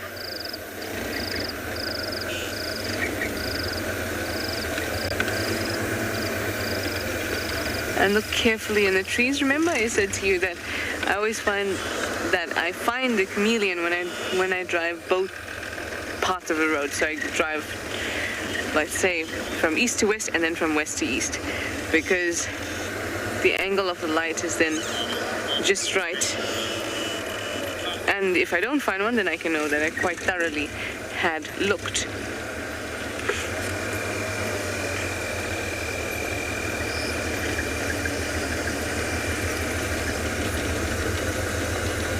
You'll see lots of birds at this time of the evening, kind of nestled up in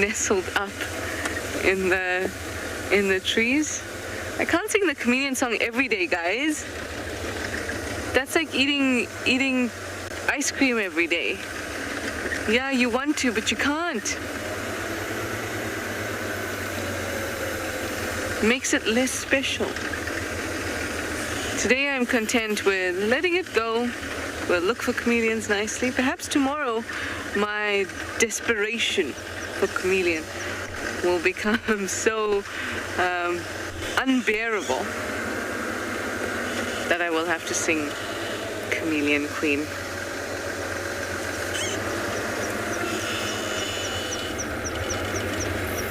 You're welcome to sing it at home. I have not licensed my product, Comedian Queen, yet.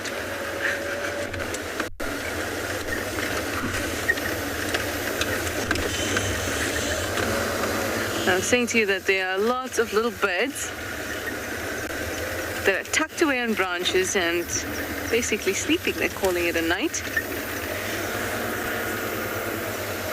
But they're not very easy to see, except with a spotlight, and then of course we don't want to spotlight them. So if you want to see, we can give it a try, but you're going to give us just a few seconds to try and figure it out. So they're there. So it's just darkness for oh, there we go. Hurrah.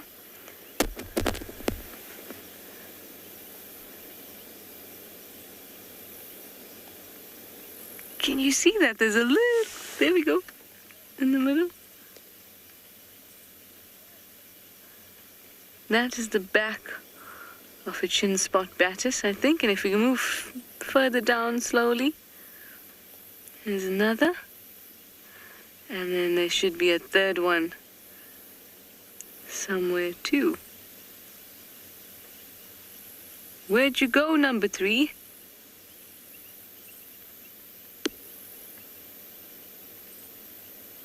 They're very, very well hidden. But they certainly looked like chin spot batises when I first saw them with the spotlights. Then I had an idea of color. It was black and white, or at least 2 were. And they're very small.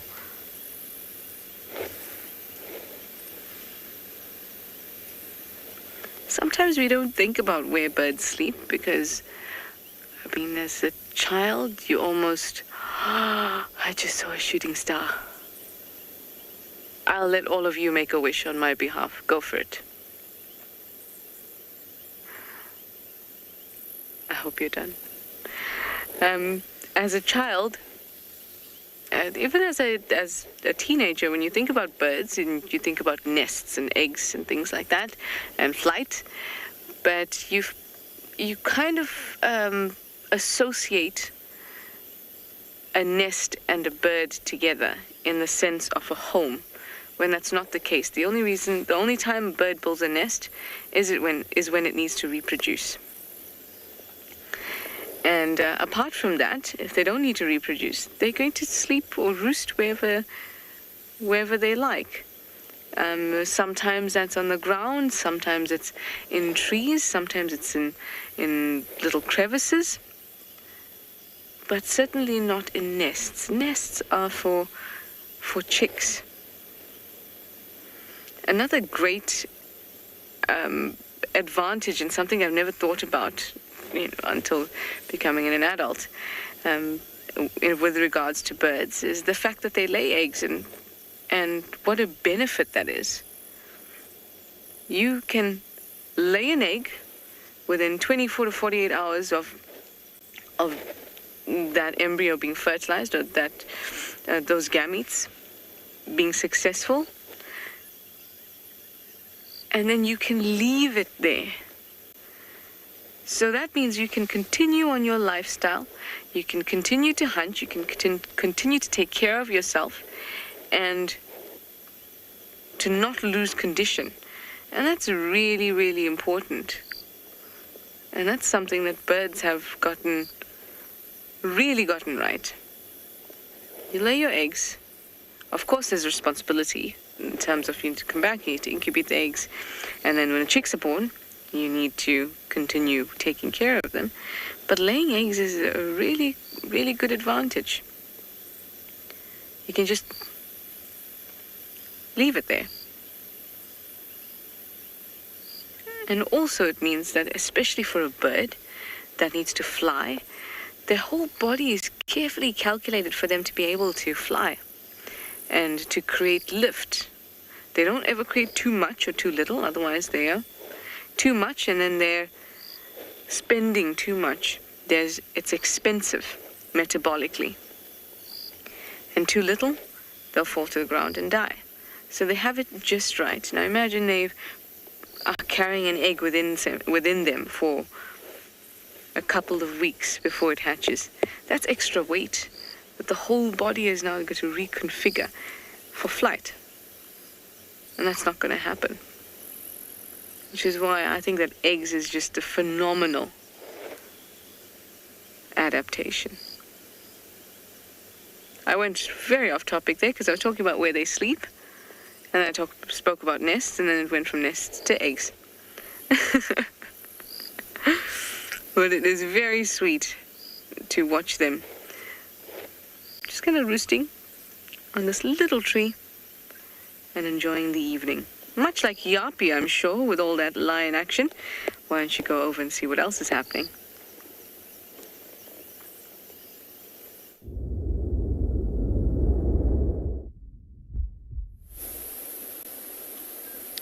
So the jackals come back. You can see their eyes. It's moving off in the tall grass, and the lion's just watching him, but he's not very bothered.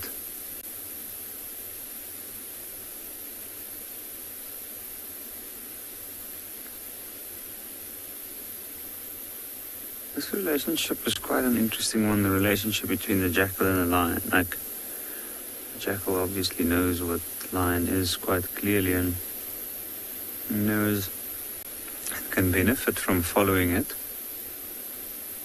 And they do often keep eyes on other predators.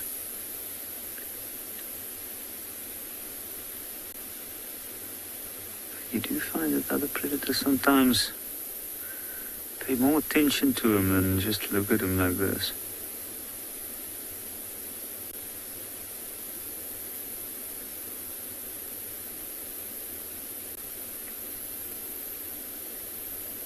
I thought I heard some of the younger ones who are still in the clearing calling.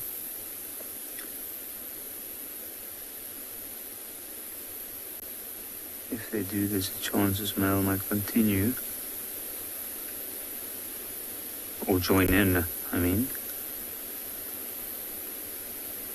He's been laying down in this one spot for an awfully long time now. There's a yawn.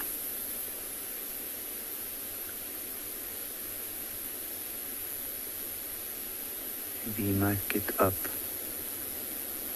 or call once more before he does so.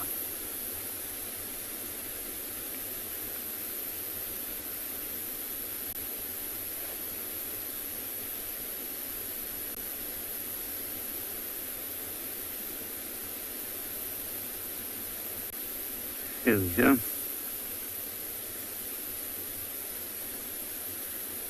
What a good stretch.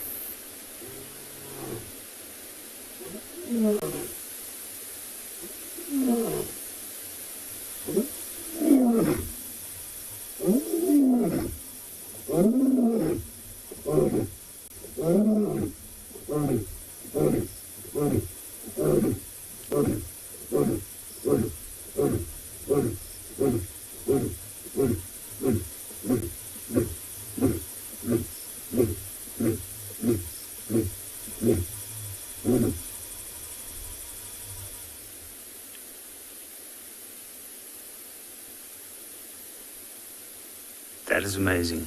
And the jackal is back on the scene and ready to track this lion. See where it went to go sniff around in the area where the lion laid down. That's amazing. Like a quick trot from the jackal and then a slow walk from the male lion that just covers distance quicker because of its large gait. You can see the jackal sniffing the tree there, or a little shrub. Maybe seeing if the male marked there, but we'll see where these two go off to, and we'll head over to Trish.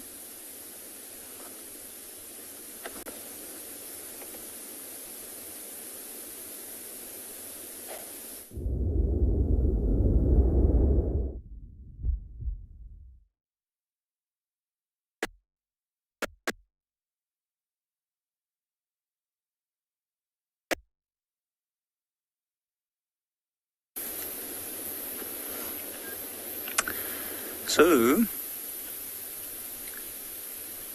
we can't see these animals anymore. I think I'm going to move a little bit closer, see if we might get another view of them.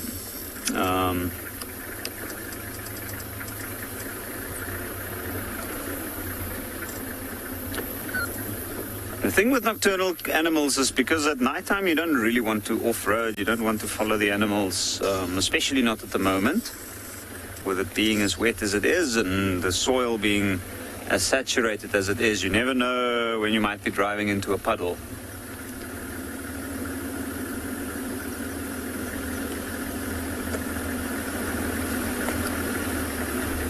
So I can still see the two up ahead in the road. And I'm gonna dim my lights right down.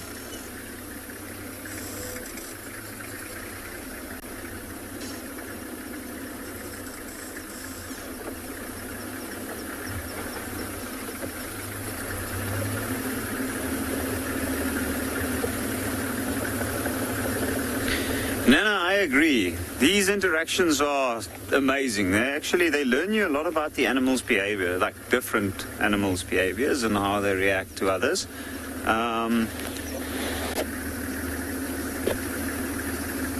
And it's behavior that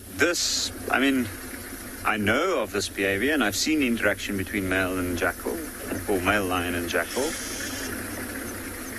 But to actively see one tracking him and like the whole situation as to how the jackal came into the scene and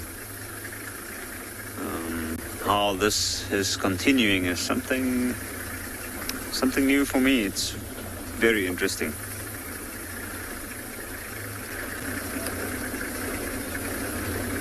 Ooh, that's quite interesting. I think he actually got too close there to the male. And I saw the male stop and then turn around and face the jackal.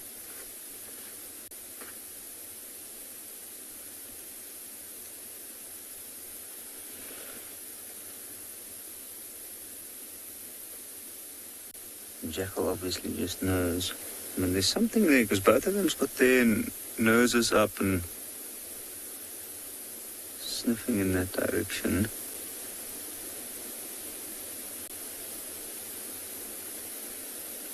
See, the jackal stopped again.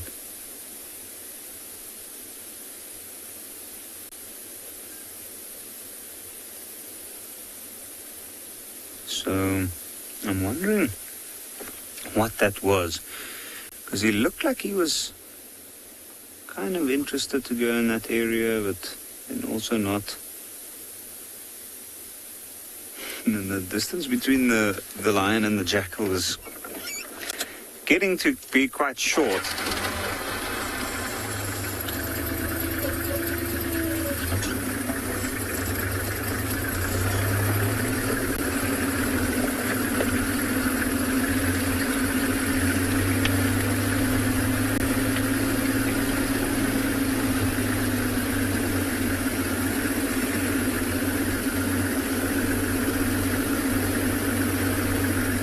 It's amazing how quickly they cover ground. And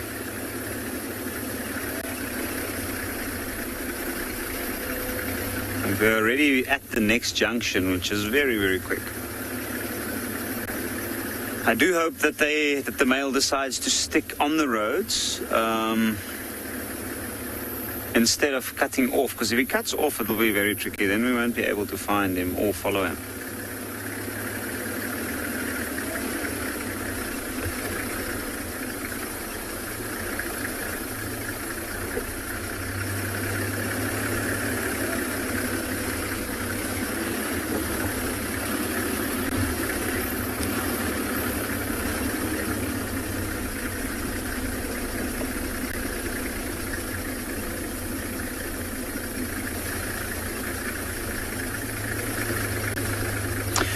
But it's not, the best thing about these experiences is that at nighttime you get to see what the animal really is like when it's active. Male lions especially.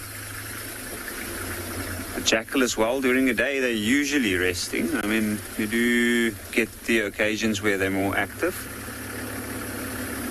depending on the weather, but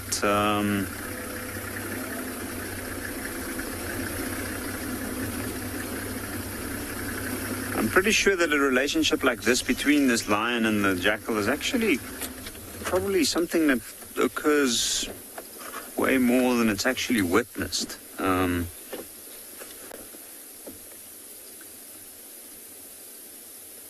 don't know where the jackal is now. Might have cut off. He's decided that that's it. It's not interesting enough. We realize that he's not going to get anything from it. Ooh, the lion's just picked up pace. So I think we're going to try and catch up and see what he does.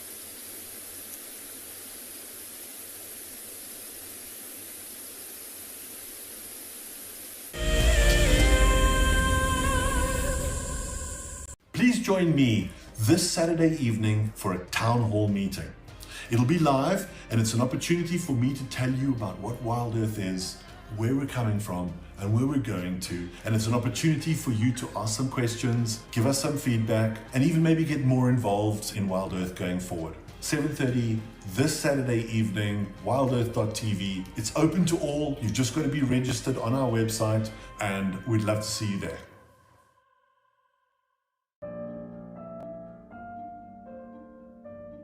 With a slew of potential dangers lurking, it's essential to be aware of your surroundings whilst walking in the wilderness. 20 yards away from one of the most endangered species. This is a big bull. What a moment, what a close encounter with an Ellie bull. He's just over here now. He's moved completely away. Being on a bushwalk and seeing a leopard, I mean, it's ridiculous to be this close to a leopard on foot and for him not to run is absolutely insane. How crazy was that? Through the gap there is just the back of the head of a male lion. He is absolutely unaware that we are here right now. I tell you, seeing lions on foot, it definitely brings out the caveman in you, this little scared human being. I love being a cam-up for WildEarth. The animals coming right up close to you, especially like lions. Sometimes you get nervous, but you have to go with the flow. My favorite animal to film is the elephant because of how big it is. But when it's really up close to you, it's one animal that you would say, I really respect you.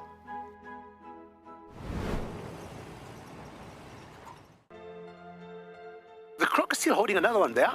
It's holding from the hindquarters. I would really want the wildebeest cross. Is it trying? The croc is holding the tail. It's holding tight. Oh no. Goodness me. Lucky wildebeest. You have another day to live. Expect the unexpected here on WildEarth daily.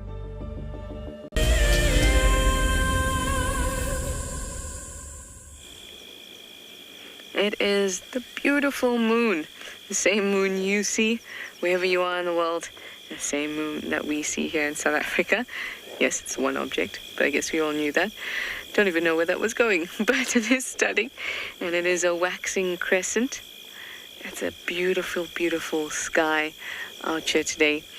Lovely Milky Way showing as well, and that is a stunning shot that Johan has there. For this waxing crescent moon. Now, while I've got you and you've got something beautiful to look at, let me in Wellington. Get together where you get to chat about a whole lot of things. He will talk to you directly. You can go over to our website and you can click on the town hall link. There should be something popping up on your screen to help you. And that's going to be straight after the drive ends.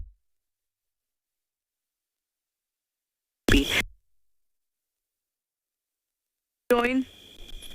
You can have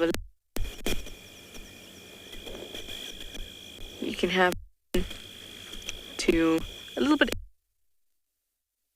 on the drive.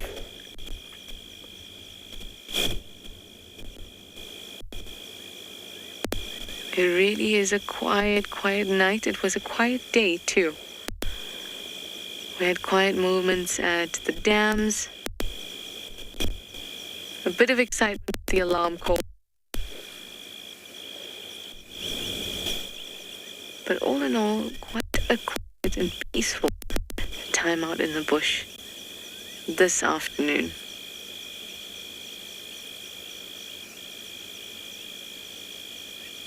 I always enjoy looking up at the moon because it reminds us how little we are.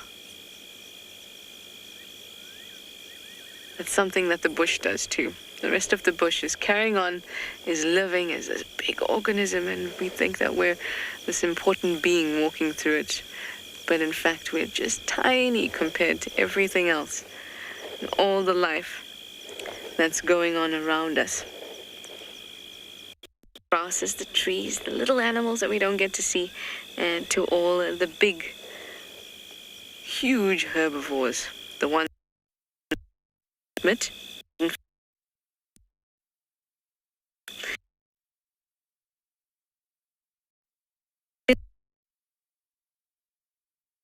come